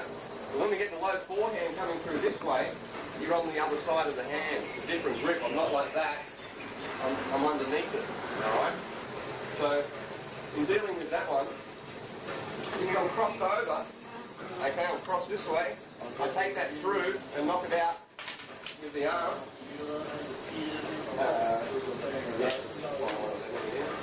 If I'm open, I don't want to have to bring that in and do this. Alright, if I'm open, come over the top and knock it out with the forearm and take the stick. So we're throwing in the threes. From here, coming over the top.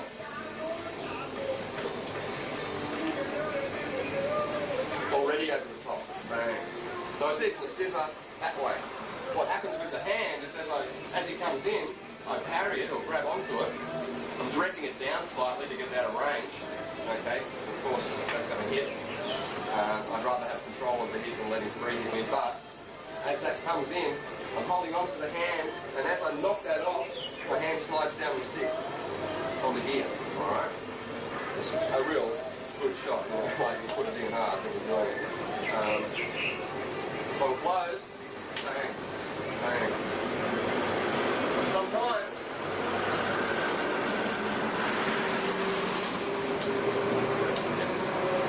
you're opened up and you get to 3, you might switch into here. You can give him a hit to soften him up, either hit the arm or anywhere really. Bang, come back with the punyal, strip it that way.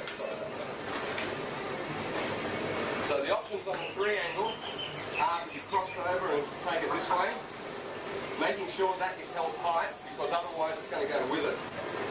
Alright, I've got to hold that. Or if I'm opened up or up here, and it comes in, to go over the top of it and knock it through that way. So for the number 1 angle, we either latch and take it off, or parry it and take it out. The 2 angle, got that straight away, or in a punyal flow situation, from here to switch it down and out.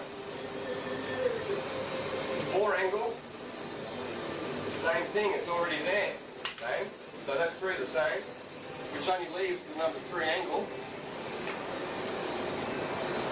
which is getting behind, like behind the hand, take it through and scissor it, or if I'm already crossed up, I'll switch it through and take it out that way. So if I haven't got a stick, we can do the same thing with the 1, knock it out, or hit it, or we can do the same thing by latching, okay? On the backhand side, taking it through and elbowing it out, or forearming it out, I should say. Low backhand shot, it's already there, moving away from his left hand as that comes out. Bang, maybe at the same time. And on the low forehand, if I'm empty-handed, just scissor straight out, or if I am crossed up and that comes in, switch it through and actually take it that way. Just hit the red button. On the side, mate. Okay. Right. Okay. For the fighting in the tournaments, right, basically you're not allowed to thrust, you're not allowed to use the punyal, you're not allowed to strike with anything else but the stick itself, okay? The way of training this, alright, is basically accepting the fact you're going to get hit, alright, in the real thing, but you're looking for as many openings on the opponent as possible. You also want to try and disarm them if possible. So eggshell sparring, right, is a non-contact way of doing this, alright? Basically we start with our sticks up, and we just start slowly, and we're just basically trying to find and simulate openings on each other. Okay. working the sticks around, trying to slip them.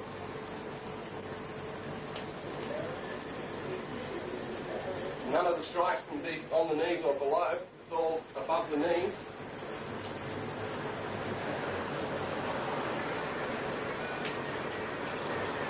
Then we start to try and check it and stick a little bit.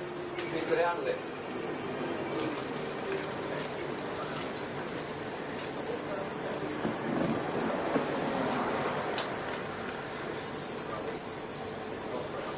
And you can try and incorporate disarms with it as well. Anytime you can get the stick, take it.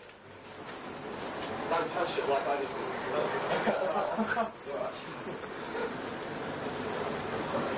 So by keeping a check on the stick all the time, you can actually keep it up.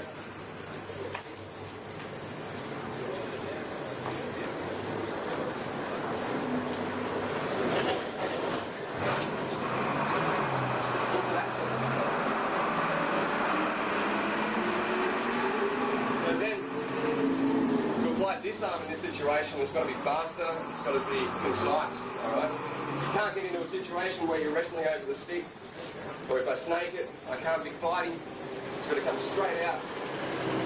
And that's where, when we're doing this, where it's good to use the other type of disarm, you cut through, actually snap it, because it's instantaneous, alright? It's a decisive disarm, it's gone. If it doesn't work, you get back on the job, alright? So really, using abanicos, cutting, this sort of thing, while I'm cutting low, Jim's hitting up there. I know he's going to come low, so I'll come over the top. So you really need your live hand to check out as much as his attack. The closer in you get, the more restricted it becomes. You just control it, alright? You can check by hitting, but you can't push, alright? So, if you're in close and we're showing in this stuff, if it gets too much, hit and alright, that's what happens, okay? A good way is having a wide stance with it as well. Then it allows you to actually evade.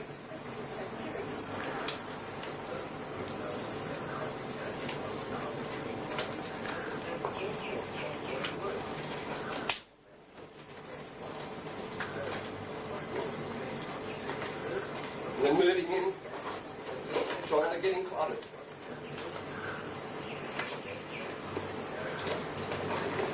Look at this. If I haven't got it by now, even the ref would probably break it. And that's called eggshell sparring, non-contact sparring, but wait. Just hit the button again, mate. Okay.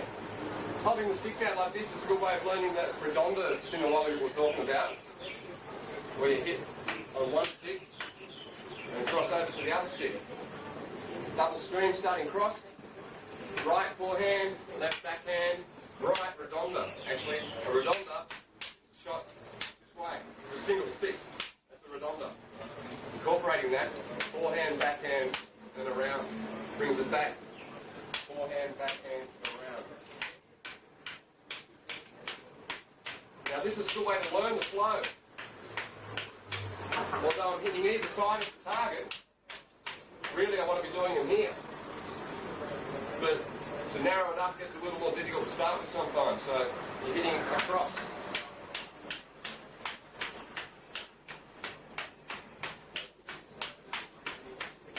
Now, if I get Jim just to work that, a way of, when you get the hang of it, of refining it, instead of holding them this way, you can actually hold them this way.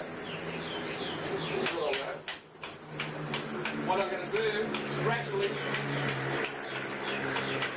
I'm just going to gradually close the angle. So I just start pulling the sticks in a little tighter. Now he's striking more in front of himself. Just move around a little. Whereas when they're out wide, he's crossing over, okay? Bringing into the middle more. So now he's actually striking towards me, which is what his opponent would be in front of him, alright? Okay, so there's no point, if you stand there, if I'm going to fight him, I'm not going to fight him like this, obviously. I'm going to fight him like this, alright? So the trick is really to start wide, and then just bring the sticks in, and that refines it from here to get tighter until you're in the centre. Okay, if you do want to do it that way, you're doing it this way, you just close up the angle. It's easier like that, you just get a better grip on it. You can pull it right in. It's basically just hitting the end of the sticks. Bring that into hand on hand. See, now when we're doing this together, we're striking in the centre. We're not striking either side of each other. Okay? And so getting that transition from learning it on the stick to doing it with a partner, okay, the important part is getting from here into here, or from this wide into this wide. That's basically it for that. Okay, with the tyres, all right, you're simulating basically your flight conditions for training. With the rules, you're not allowed to hit the knees or down. You must hit above the knees, although you get hit in the knees where kneecaps when you're training, when you're flying. Okay, now on the tyres, this line here is roughly knee height, okay? No hitting below these lines, all right? This is signifying a target for the thigh. Again here, cutting, hitting across. On the upper tyre, all right, we've cut it off here. You have the target here coming up, hitting the elbow, hitting across, hitting into the elbow again, because it's always moving.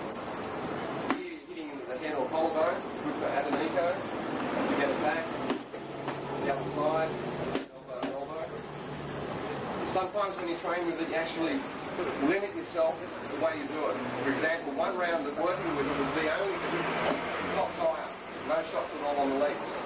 Other ways is only hitting above the elbow lines, just hitting in this zone. You can still hit up, but you're not hitting down. Okay?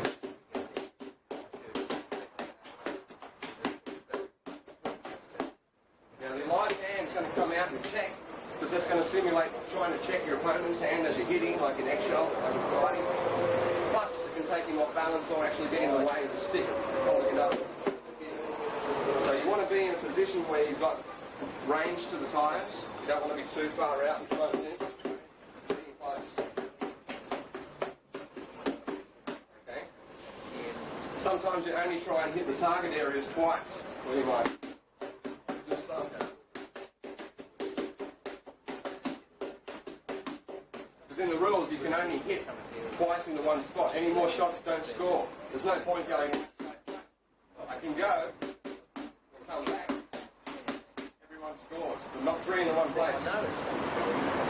So you can stay in close range.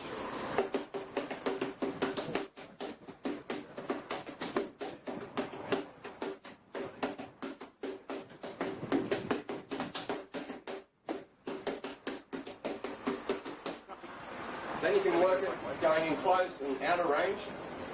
So I might start in close. When I move out, give it a forehand shot to cover. Come back in. Move around them.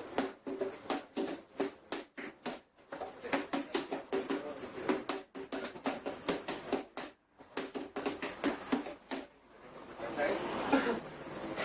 Then you can work it so from moving in or out, you're working mainly on the high tyre, and then sometimes cut the legs.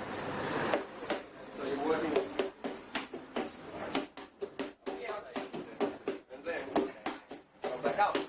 Get his attention up high. While he's up high, drop down here, up. You can see having a lot of pundial helps with control. So add a knee going. Stick doesn't become as top heavy. Very top heavy. Much better grip. It actually shortens the length of the stick slightly. So when we're in close, cool. I just heard a big noise up there. I don't know what it was. Like something fell. Either work strictly above the elbows. Then work above them with cuts.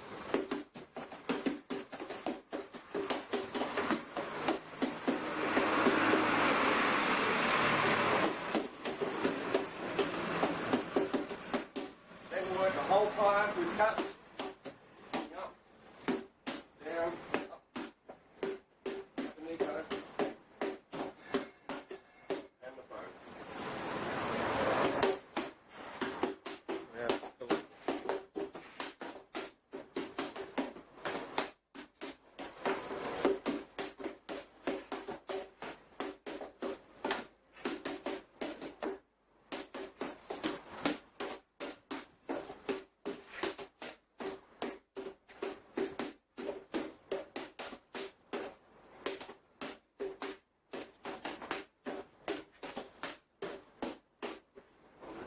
Thanks for that demonstration, Philip.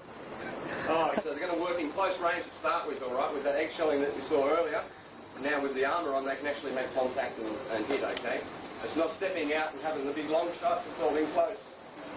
Okay? Trying to find openings and trying to check the hand. So most of their shots will be going into the body and the head, really. Okay? We're not worried too much about hitting the hands in this close range. At the long range, then you want to pick the hand off, alright? But in close range, past that, checking it, alright? We're not fully padded up with a lot of stuff like on the inside of the arm, so the guys are going to work on the body and the head really, alright? They're both injured, so their hands are no good. Anyway, the way we start is with the sticks up, and with the stick in here, when I drop my stick, they're away. So we'll just do about 30 seconds or two, you want to stop, and then just keep it in close range, alright? Okay.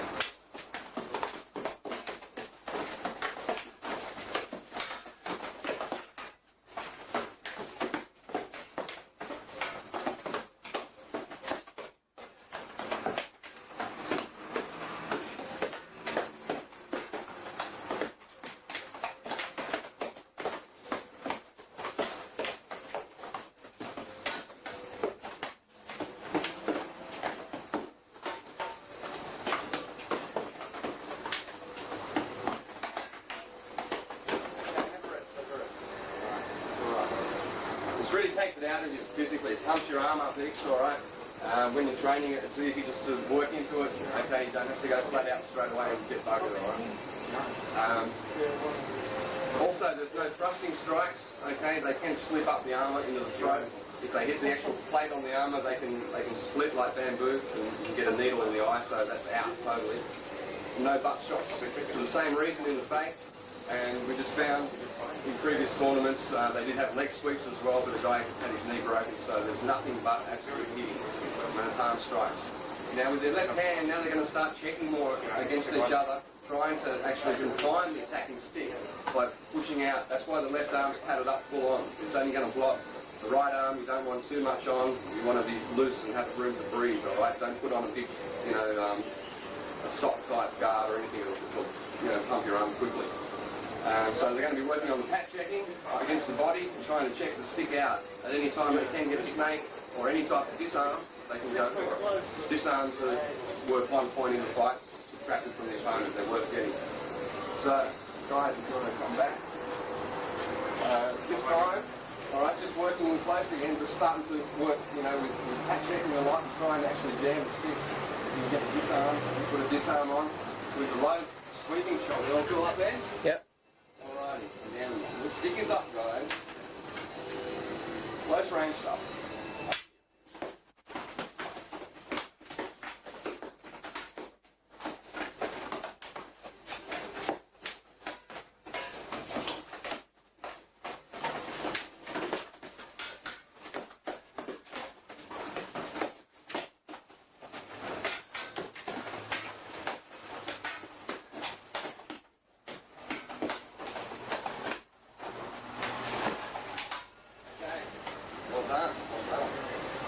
Disarm. So you can't get in the situation where you're fighting for the stick, and we're wrestling around like this, okay? You've got 2 seconds to do it. None of you can hold on for like 2 seconds, smash, but then you'll have to stop. That's good. Now, what I get you to do is actually just work back out to long range and a few shots, just hit light, try and wash your hands, arms and shit. Even if you're just implying these shots, if you're implying these shots, then get a long range then into the close, and then back out again. Maybe move around a bit, and then just to get the ranges amplified as you can. So we'll go another one now. The guys will just work on a bit of the range. Okay, so we won't actually start at this sort of range. This is roughly about where you'd be in the tournament itself. Maybe if Jim took one step back, that'd be probably where you'd be, all right? Okay. So there's no hurry to get in. You can get in and out whenever you want and stop when you feel like it. Watch the power. The thing is, with the long range, because they're further away, you're going to hit harder because you're hitting faster to reach the person. That gives it a lot more power. In close, it's more point scoring. Ideally, you want to hurt the guy and get in there close, go off and hurt him and get out again, you know. By hitting the arms and hitting the wrists, that hurts, okay? They're not going to do that to each other. They'll just simulate that sort of thing, maybe. Okay, guys, you ready? Yep. Oh, nice.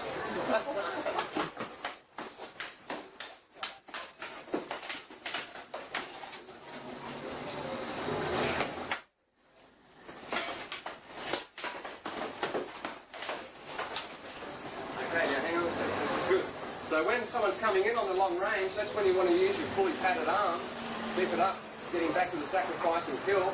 If the guy's in there having the long shots, take him on the padding, okay? Don't try and block it out with your weapon hand. Take it here and hit him. So maybe just think of keeping that arm up. It's padded enough, you know, just to the outside, just to make sure it'll save all this sort of inside stuff. Okay. Okay, so we just keep our marks, alright.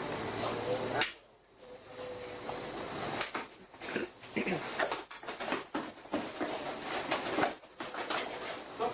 Just wait for that. Ready?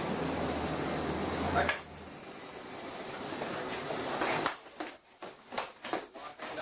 Check him out. Keep the arm up. Stop, stop, stop.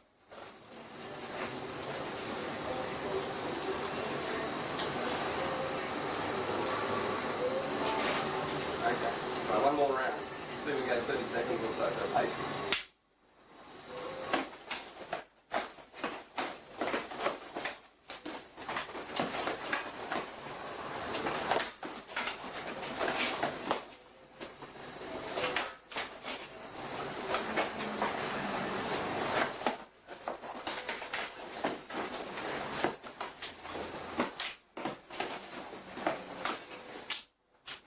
And this up. Nearly there, guys. About 10 seconds left. And we're away.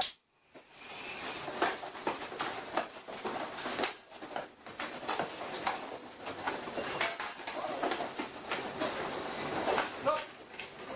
And we'll pull that around. Well done. Well done. Okay. So, big difference when you're coming out from this long range, getting in. You can see they're more picking off their target. When they get in there, they know their target's there. It's a matter of where can you hit him, how many times, and can you keep his stick away. Alright, when you're at the long range, you're both free, there's no contact, okay? It's who can pick off who. You know, how to evade when you come in. So you get shots that actually hit this way, and you get shots that hit from the outside, curling shots. And here, you can hit here. So you might be fighting and go, fuck, or fuck. Similar to a 6 and a 7. But now we're striking with them. So you can cut. Come up. So you're angling away as you're hitting. See if they want to do one more. The first time you took that from long range, it's like bang! Right on, yeah, you got me right between there and there. You want to just play whatever you want to work on yourself, so you know, you want to work in and out or stay in, whatever. Okay, so that's the big mark. So we'll just get the around person with the deck. Okay, let's get some tape.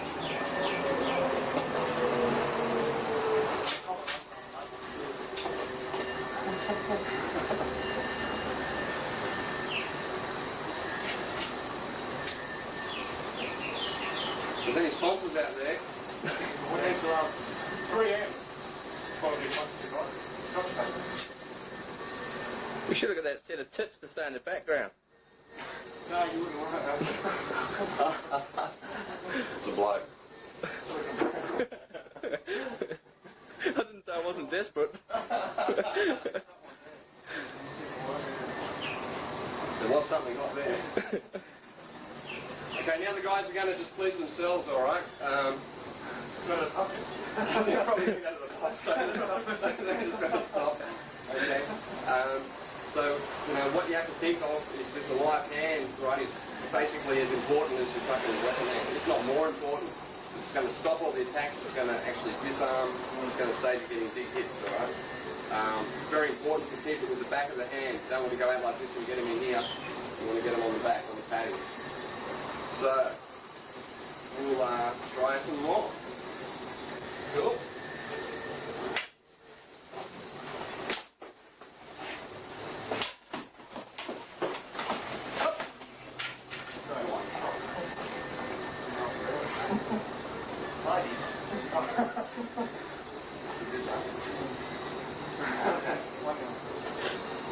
Alright guys.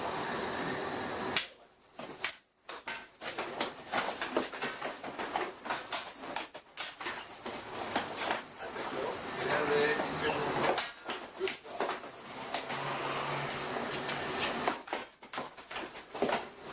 Stop. Break it. Any adjustments there?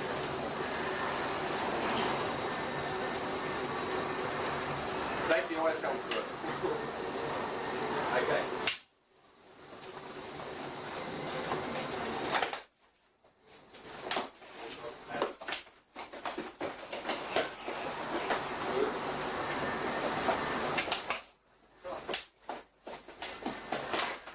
That's good. Really curling shots.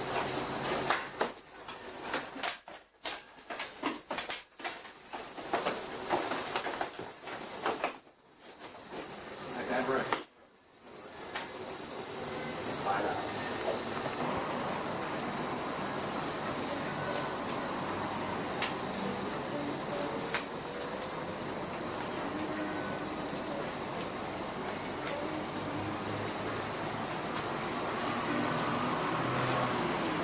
Can incorporate techniques coming in the field. Slow mo, if you come in high, straight in. Take a sacrifice on the arm. Just get cut straight away and finish it. So by doing this, when we're drilling like this, it sort of is similar in a way to guys when they're sparring, right? They'll be sort of standoffish a bit, and they'll be the old sort of, you know, bumming and stuff like this. You can't actually execute a technique until they commit themselves to something or try and touch it. That's your chance to counter. So if we're doing this sort of thing, you know, this is more or less waiting for something to happen, you know, and then having an opportunity to maybe get in there. You might go through, bang, okay, there's just a shot in there. Pause, you've got to watch that. So, the most dangerous thing you can get, you know, is like that. Like this. So then, these are like thrusting attacks or stabbing attacks. If I bring in like a #1 slash, exactly, here, and cut, and parry, that's right. If you don't parry it and just cut it, the follow through will still come through. So you must use that hand to get rid of it. Even push that back towards me more. That's right, that's right. That way the follow through will bounce over. And bounce over. So if we go back to this sort of thing, I'll feed you in a light slash. That's it, and we just keep drilling. I can't see the shadows. I'll feed you in the low slash. That's right.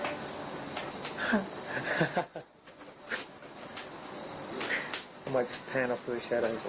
That's it.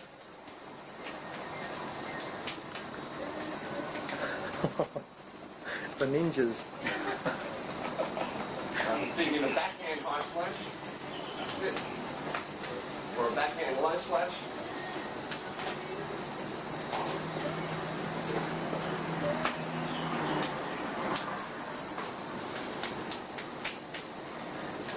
So I'm telegraphing the slashes here just to help with the angle of the attack.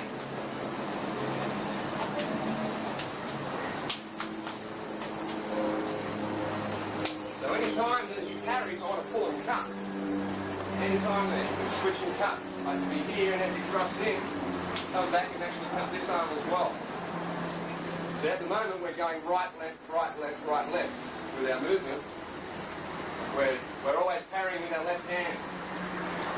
But if he comes comes in, I can use the weapon hand as well to block, in which case I can either block and cut, or I can block and trap through. Mind you, you've got to make sure that's trapped, don't want to walk into a knife. So by breaking the rhythm,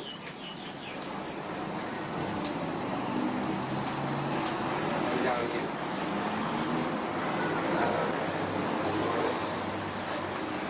Now you can incorporate the gunting aspect, which we call scissoring with a knife, where you're actually either cutting as you carry like we did before, or if it comes in on the high backhand, cutting first and then checking, just like with a stick. Bang. Now you're cutting, going in. Same technique. If I'm empty-handed, I'll push that. Hit it with the back fist. Bang. Coming this way. Back in with the shot. So the technique works across the board.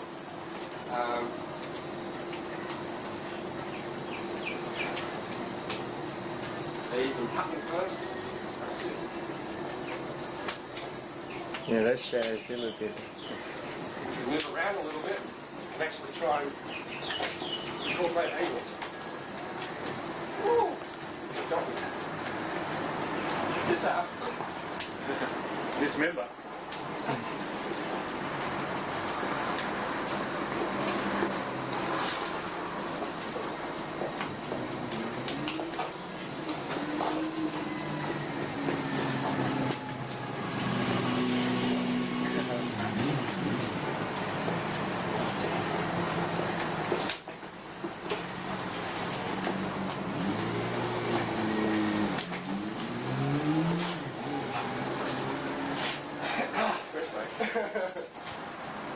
Okay. So if I stand upright and fight like this, there's not a lot of distance between the knife and my body. Right?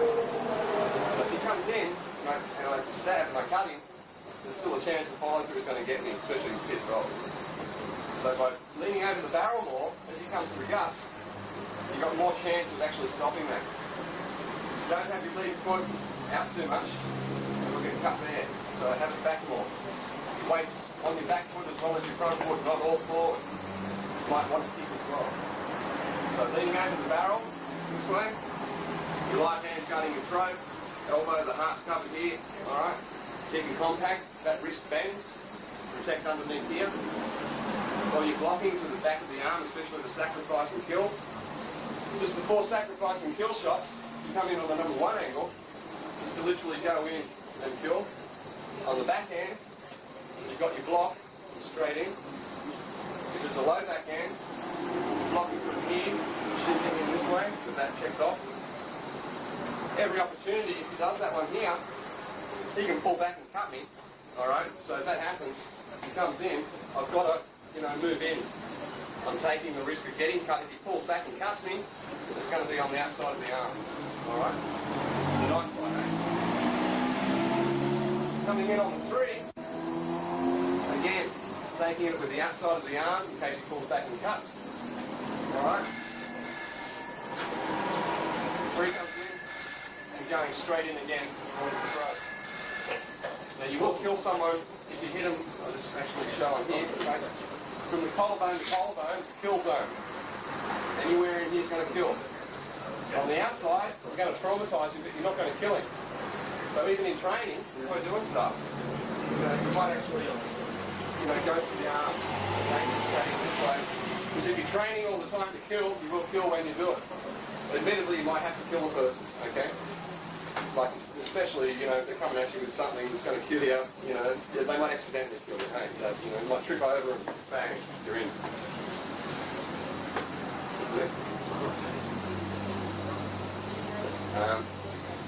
Just yell out when, okay, now if we're going to dagger grip, we can apply the same sort of flow drill that we have with the sticks or with the hands. Okay, and that's just the 1-for-1, random angles. Here we're using that principle of getting behind the hand. I don't want to get here if you'll cut me. Okay, if it comes in and I catch it, you can close the knife on me and cut me again. Even just ripping back, that'll skin you. So by getting behind the hand, it's redirecting it to come in. Now if we move around a bit, we can actually incorporate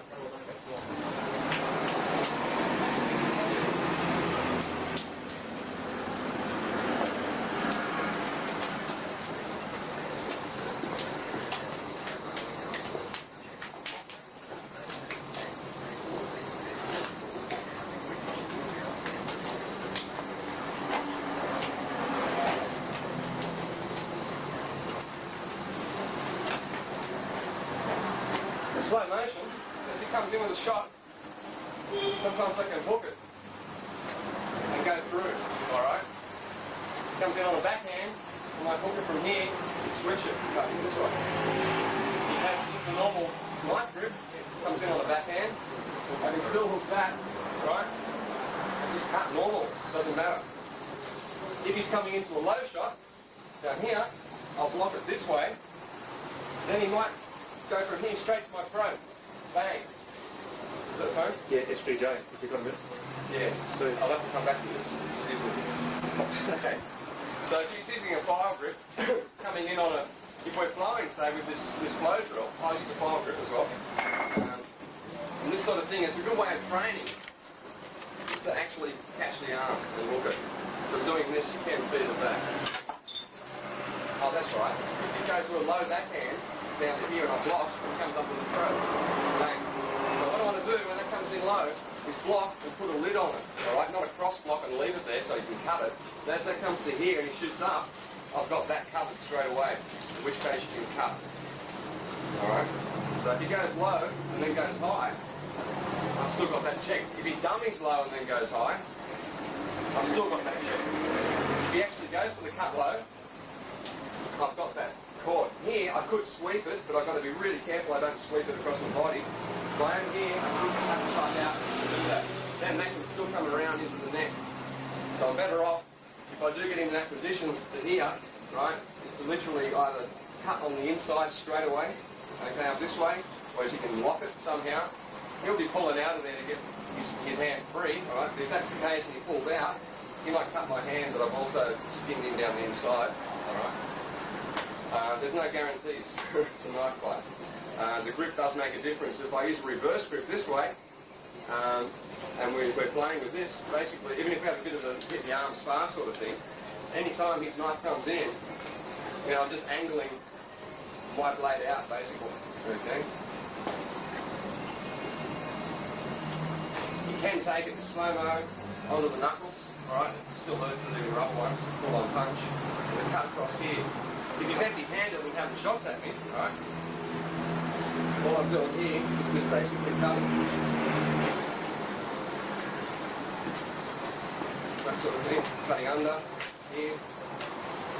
Right. He's hitting the blade. I'm not cutting him, he's cutting himself. Whereas if I'm this way and he does that, you know, then I've got to actually get over it, ignore it. So that way it's a better defensive application, really. You can also stab from here as well. So as those shots are coming through, I'm cutting here. If I'm empty-handed, I'm going to be elbowing the hand here. But I'm not going to try and just kick his hand out with my elbow. I'm going to parry it onto the elbow. Okay, that's the trick to it. If you just throw the punch out.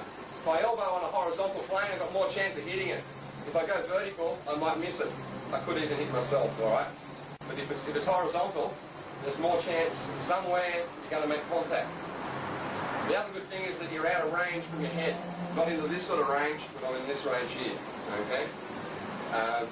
Another aspect of that would be as he punches to do the guntings. And basically your guntings, if we switch sides, as the arm comes in, you can hit the inside out, flap it, you can follow through, you can hit up, you can hit up the outside, set up for other things like that.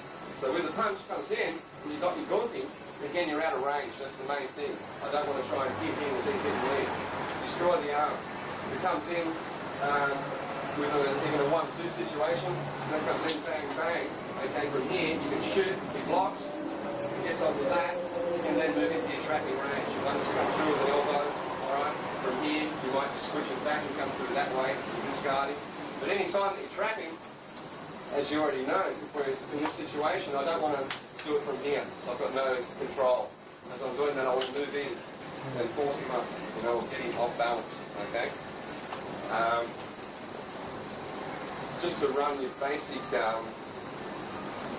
entries, say we're up to here. First one, if he parries against across the centre line, as that comes in and you parry, that's when you're moving into the sweep. You can actually move hand onto the arm. I find it's quicker and easier to unfold. So So with a parry and moving through, if you do get in here, you can push and trip.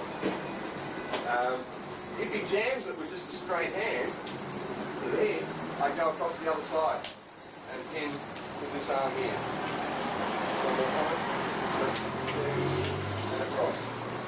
So if I punch with that side of his head, it's going to draw it across the middle. It allows this one. If I punch to here, it's drawing this. If though, he parries it and catches my wrist when he parries it, then here, if I do this, it's not going to come out. So in this case, I'm just rotating over and going for that elbow, and I move in. Now I've got him trapped up. Bang, bang. So if he catches the arm, switch in this way. That could even be strike, if possible. If not, don't worry. Go for that elbow there. The reason is you want this arm vertical. One more time. If I just go like that, you can back fist me straight off that. Bang. Whereas, if I do it and switch, it locks up his wrist. That arm's caught across that. The hit. On the other hand, if he catches it on this side, and just sort of, and don't parry, it's just a jam, okay, rather than trying to sweep it or knock that off, he's got a grip on it, it might not come off, just go out horizontally. Alright, the difference is if I pull back, I've freed up his hand. If he hangs onto it and I go like this, he's still got a hold of my hand, that's his focus. Hit to here, if that doesn't loosen the grip, chop down onto the arm as that comes back in again. And you've got him pinned again here. So it's the same as if he just stops it with his hand into this position. If he catches the hand, we're getting into that position, just a long way around it. One variation on that can be if we get a parry and I sweep it and he just resists without grabbing. If there's resistance there, come back, okay, and hit him with the other hand. So the way that works, you resist the parry.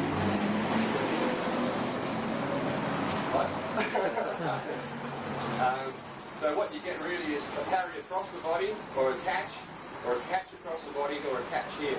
Alright? So just to run the four, you parry it, and then if he just jams it, and through, if he catches it across, this way, if he catches it out there, sorry mate, that one works. And the fifth one, just in case of resistance, if he just parries it and resists when I sweep, come back. Alright? Any time that you're in trapping range somewhere, you've always got your kicks, you've got your knees, you've got your push and sweeps. Alright? Anytime you want to sweep, make sure you push them back to get all their weight on their other foot. Don't try and sweep him if he's got all his weight on the foot unless you can really kick hard. One final thing with the knife, just our basic scissoring movement. As he comes in on a number one slash, I want to hit it up and cut him. I don't want to parry it because he's going to still cut me. So the knife comes in, hitting up, comes back on the backhand, hitting up again. So with a 1-2, then across and open. One more time, cross and open. With the body shots, hitting down, it takes it away from my body. Cutting over the top, always cut up here if possible, alright, you don't want to risk cutting yourself. When it comes back, again, cutting high and hitting down. Sometimes you'll hit this way, sometimes you'll hit that way. I find the easy way to remember is when it comes in on the forehand, use the forehand. When it comes back on the backhand, use the backhand. Comes low on the forehand, and backhand again. If it tightens up a little bit, not so exaggerated, as that comes in, I keep control. Okay, one more time. Here, I've got control straight away. I can change that up if I want to be mean, and get into here, and cut the throat as I parry that through. Just depends if you want to go to jail or if you get away with it. The straight thrust, there's a thrust coming in. You can either, of course, tuck in and switch. Just a good trick too, if you've got clothes while you're fighting, pull them out. You can't see where the target is exactly, and it might go through and get jammed. Alright, better than that. Again, if he thrusts in, you can wedge it. That's just going straight down on the inside, making that a wedge, bang, this way. As it comes in, that type of thing. You could also depending on where it is as well, if you are thrusting high at the face, you can switch up like that, or as it comes in, you can take it back. It could be a pocket stick or a beer bottle and talk to you. Doesn't matter what the combo is. If he strikes in with a stick, he comes in, my pat check now can be a cut. Alright? But then if he comes back with the knife, I've got to pull out and switch and get back in this way. So if it does that, I'm actually getting from here and then back out in here. So it is a better way of using it, more direct. If when I pat check, I come underneath with that, and as that comes in, I can just switch straight across. Alright? So again, instead of going over the top and pulling back and in, I'm cutting underneath, and that comes in and moving. So here I've got a lot of zoning with the body itself. I haven't got time to use the feet really. I don't want to move right around to here because I'll wear that. So I'm more or less trying to keep it out and then switch and hit. Okay? Now that's when it's coming in on a high line. If it comes in on the low line, I can drop down with the tongue on. And just either hit that way or hit in here because that goes in again. Admittedly, the first shot would either be that way on top, this hand comes low to the guts. That makes that easier to do through as well. It will work both ways. So, it was it. It goes to a high line, sorry. I've got to switch. One more time if I go underneath, the switch is quicker. If I pat check and he's going to thrust low, and I'm underneath, here I've got to drop through. Whereas if I pat check on top and it's low, with the low thrust, I can just drop straight down into this. So in reality, if I have hit him on the hand, okay, that'll drop that. The knife comes in, bang, alright. It could even be a wing that way. Alright, could be that, could be that, and it could be that. Okay. Now, with the idea, just for a second, if I don't have a knife and he comes in, he's got one, and I get into this sort of business, I want to angle back out again. I don't want to get into being into here and being stabbed. Alright, even if I can check that, I'm starting to lose it, okay? What I want to do is as that comes in, get out to here, this thrusts, I can switch that down, just drop my arm straight onto it, either thrust or hit. Again, as that comes in, snake, alright, if he's thrusting on the high line, it's just straight across, alright? Sometimes though, the knife will come in quicker. So, as he shoots, now the knife comes in, alright? Well, that's more a hooking thrust, okay? This is important too. If he's coming around or if he's coming straight, does depend. If you do that again, and he comes around, I'll hit it, right? I've got room to move there, okay? Whereas if he comes in with more of a straight thrust, and it comes in, I can switch it on the way through into the snake. Alright? So, if it's a bang, bang, try that way, bang, bang, I can actually cover that. I can screw there. But if it's more or less one after the other, together, as it comes in, I'm locking it up. Okay, whether you hit the arms, whether you thrust into the throat, you've got the whole target there. Now, if I have the knife, and he comes in on that same sort of thing, I can snake, okay, and still cut. But now I can go in. Alright, if I do that slowly, I'm snaking with a high snake to open the attack. As the attack comes in, drop it down and slide forward. Alright? And if it's a bit quicker, it comes in. That way it comes over the top, just like empty-handed. Again, if that comes in and I end up in a snake position, I've got to zone out again, he has to reach to here. That's going to guarantee that can be cut through. Alright? Sometimes it might come in and I actually get like a check on it. You can drop the handle of the knife into his knuckles as he comes in. That type of thing. When you drop a knife, there's a hit there straight away, you knock that across. With that knock across, to the head, if that doesn't come off, I can scissor. If that doesn't come off and he thrusts in with the knife, that's fine. I can just lock straight there. Another way of doing that is he thrusts low, it's to drop both of them, with the tongue kicks in. That's with a hit to the head. If the shot comes in, I get to hear he thrust high, I can actually hook over with the forearm, or if I'm hearing he thrust high, I can hit it with the stick and knock it over. What I do either way, with that or with that, is follow up with a strike here. We swap places. So it comes in on the one. bang, I get to here, thrust high, get that across, bang with that. You've got the knife, form. Another version, so far we're going to do in three things. The first one is the snake, when you wrap up, it comes in, and in that way. The second version is like more of the pat check, where you're getting across, and that comes in. You can get into fancy stuff and lock them up like that, but you know, you're better off just to move that and smash it. It's quicker. The third aspect is when that comes in, to use the sticky stick aspect. Alright? Now here, he might come straight through with a thrust, which I drop straight back with the stick. As he comes in, switch, that comes in, and back. Alright? Or to the throat, depending on how you want to do that. Sometimes, I might get the switch right around, and then that comes in, I still hit it with a stick.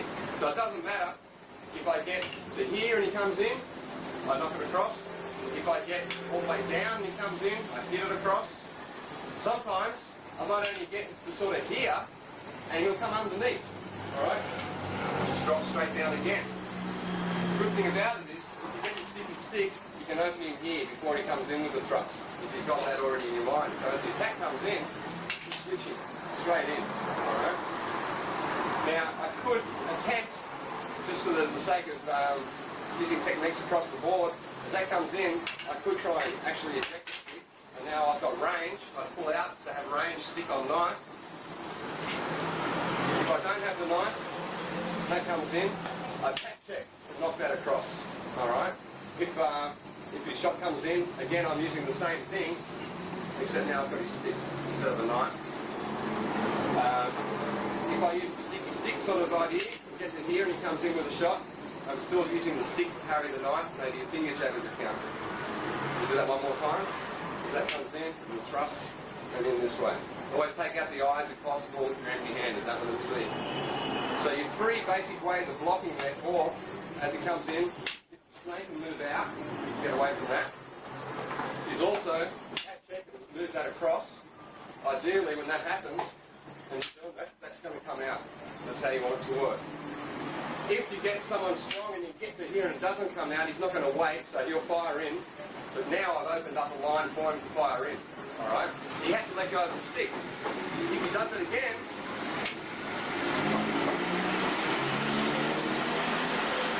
I haven't got the stick. Now if he hangs onto his stick as he thrusts in, he has to go low. The main thing is I tuck back out of range. Maybe hit him here, maybe hit him here. Alright? But that's got to drop down. Got to hit it down. Alright? If, for example, I'm empty-handed against this, he comes in on the shot, I want to tap to there, just to take the power out. I can pull into a snake, fires in, I can hit.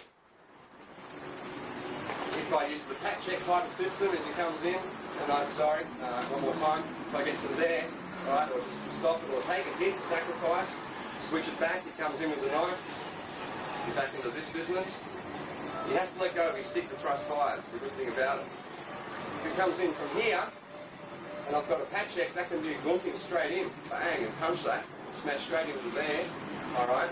What might happen sometimes, if you're coming into that, and he comes in with a knife, you've got to get, you won't have time to get out of there. Okay? So in that situation, it's a hit. You've got to angle away again. It's very close. Really, I'm stopping him in here. Not letting that part come forward. So if we do that again, that comes in, I'm moving in on the guy. Headbutt straight away, bang, maybe come through with the knee. Alright, but you don't want to hang around in here. Alright, if you get a cut over the shoulder, it's not so bad. Better than the neck. Even if you are coming in on the back end, if you get around and get into this sort of thing, if that knife's coming in again, I can still switch it down. Just do that one more time. Here's a break, and the knife, moving that down. Because what's happening, I'm opening up, this area for his attack. As that comes in, bang. Whereas if he comes in on a backhand, and that comes down and the knife comes in high, I'm back to empty hand against knife. Alright, so always, once you've dealt with one weapon, expect the other one to come in straight away. Okay? Just that other switching sort of thing was if I pat check underneath and the knife comes in, to zone out and hit this way. Sometimes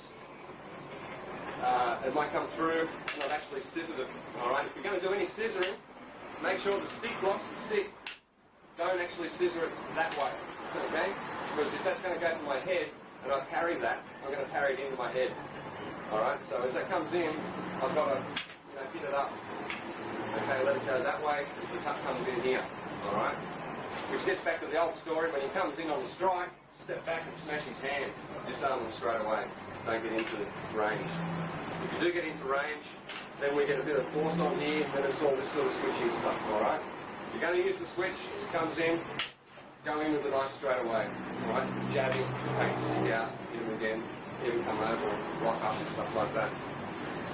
So really, whether you have a stick or a knife, a stick and empty hands, or nothing, comes in on the shot, just, wherever, the knife comes in, bang, you're in with a hit, alright?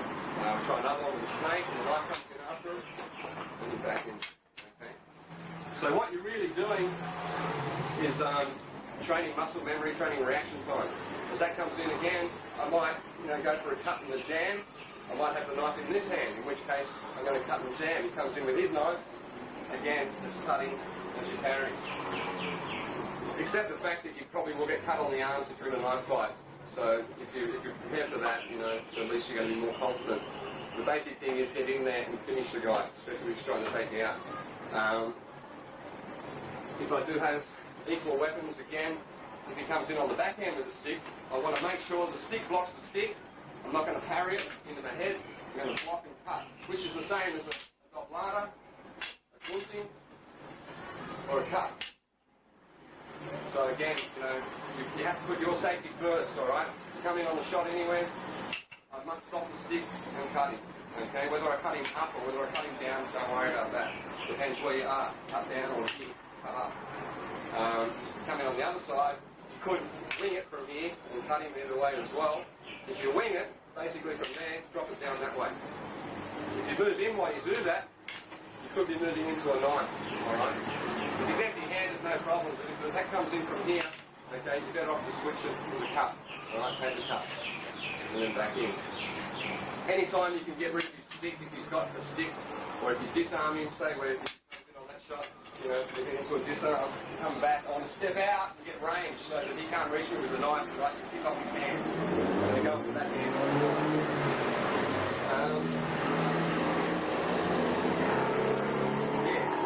Basically it. So whether you have the stick and the knife, you can snake with the knife, you can snake with the hands.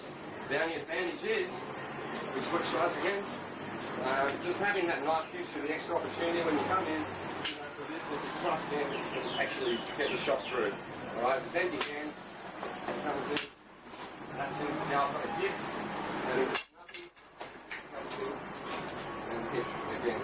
Alright? Even if I can just tie it up for a second and throw one in that way. The idea you get past the weapons if possible, you don't walk into the blade. Whenever you get the hold of the knife hand, say I've disarmed him, bang, the stick's gone, that comes in, don't fight with it here, but pull out. Alright? You can always pull them off balance and get this sort of thing. Just bending the wrist, pop. You can hit the wrist, you can punch the inside. The main thing is that you're fighting at this sort of range. If he's got it in either hand, and say I get a hold of this hand, I want to try and actually keep him out of range. This sort of thing. This is not going to happen, right? Just pressuring that. So you're keeping his knife at bay through another arm's length, alright? Obviously it's going to be a little more dangerous because that's going to be flying around trying to cut them. Just one good counter for a snake as well. If he comes in, I'll snake him up, right? And even if that comes through and he's caught here, he can still come through with kicks, alright? You can kick left leg into there, bang. If you haven't got the knife and I've just snaked you, you can side kick me into the knee, crunch, alright? Especially if you can't reach with the hands, you can side kick, okay? At the same time, if I've got him snaked, I can side kick him back too. It's not a back counter for that. Basically, obviously there's more combinations of techniques and things like that, but keep your principles the same, whether it's a stick and a knife or empty hands or just a stick or a knife, work with the same sort of approach, zoning out of the way, either gunting him, cutting him, hitting him, always know it's going to follow through, so you want to check that so it doesn't come in. Don't just cut it and let the follow through come through. And if you get the stick on knife situation, the guy with the stick's got the upper hand because he's got the range. Anyway, have fun. Okay, just a bit of the stuff with the footwork. Basically got two ranges. You've got your long range stuff. You want to have a deeper sort of stance, not behind like this, alright? Have a bit of width so you've got sideways movement. The closer your legs are together, the more upright you'll be, the less balance you have in moving. So as your legs come apart, you've got more hip movement and bending from the knees. Like when you slip underneath and look, you don't want to bend down like that. So if you're fighting that long range, you might be actually working on forwards and backwards movement. When you get in there, square up a little bit and just spread the legs a little more to give you the evasion skills as you're fighting through. You can use your curling shots that way, which is the same for knife. As Phil was saying earlier, the stick's moving centrally, the body's moving either side of it. We're now swaying from here. So you might have long range sort of stuff, and get in close, you can switch around. That way you've got short steps. Okay, it's quite easy from here just to spring out. You can spring from here straight out on one foot. If you're getting into this sort of thing, usually your back foot will go and then push off. With your stepping, you can push off the back foot. You can imagine you've got a rope around that being dragged forward. If you incorporate the two, it will get you there quicker. Same for moving back. Usually, step and slide is better. If you step and step, you're in the air too long. If you step and slide, that sort of thing, you've always got contact. By moving sideways and evading this way, working this sort of thing, again it's a slide. Okay? Basically you'll move further with a wide stance. 30 seconds. Okay. So think of it, two ranges. At long range, Phil, come here, run out. Don't need a stick. If you're standing there, it's the long range sort of stuff with the deeper stance. And in close, start to spread. Evading. At least this way I'm moving. I'm not standing still trying to hit him where he can hit me. Harder to hit while you're moving.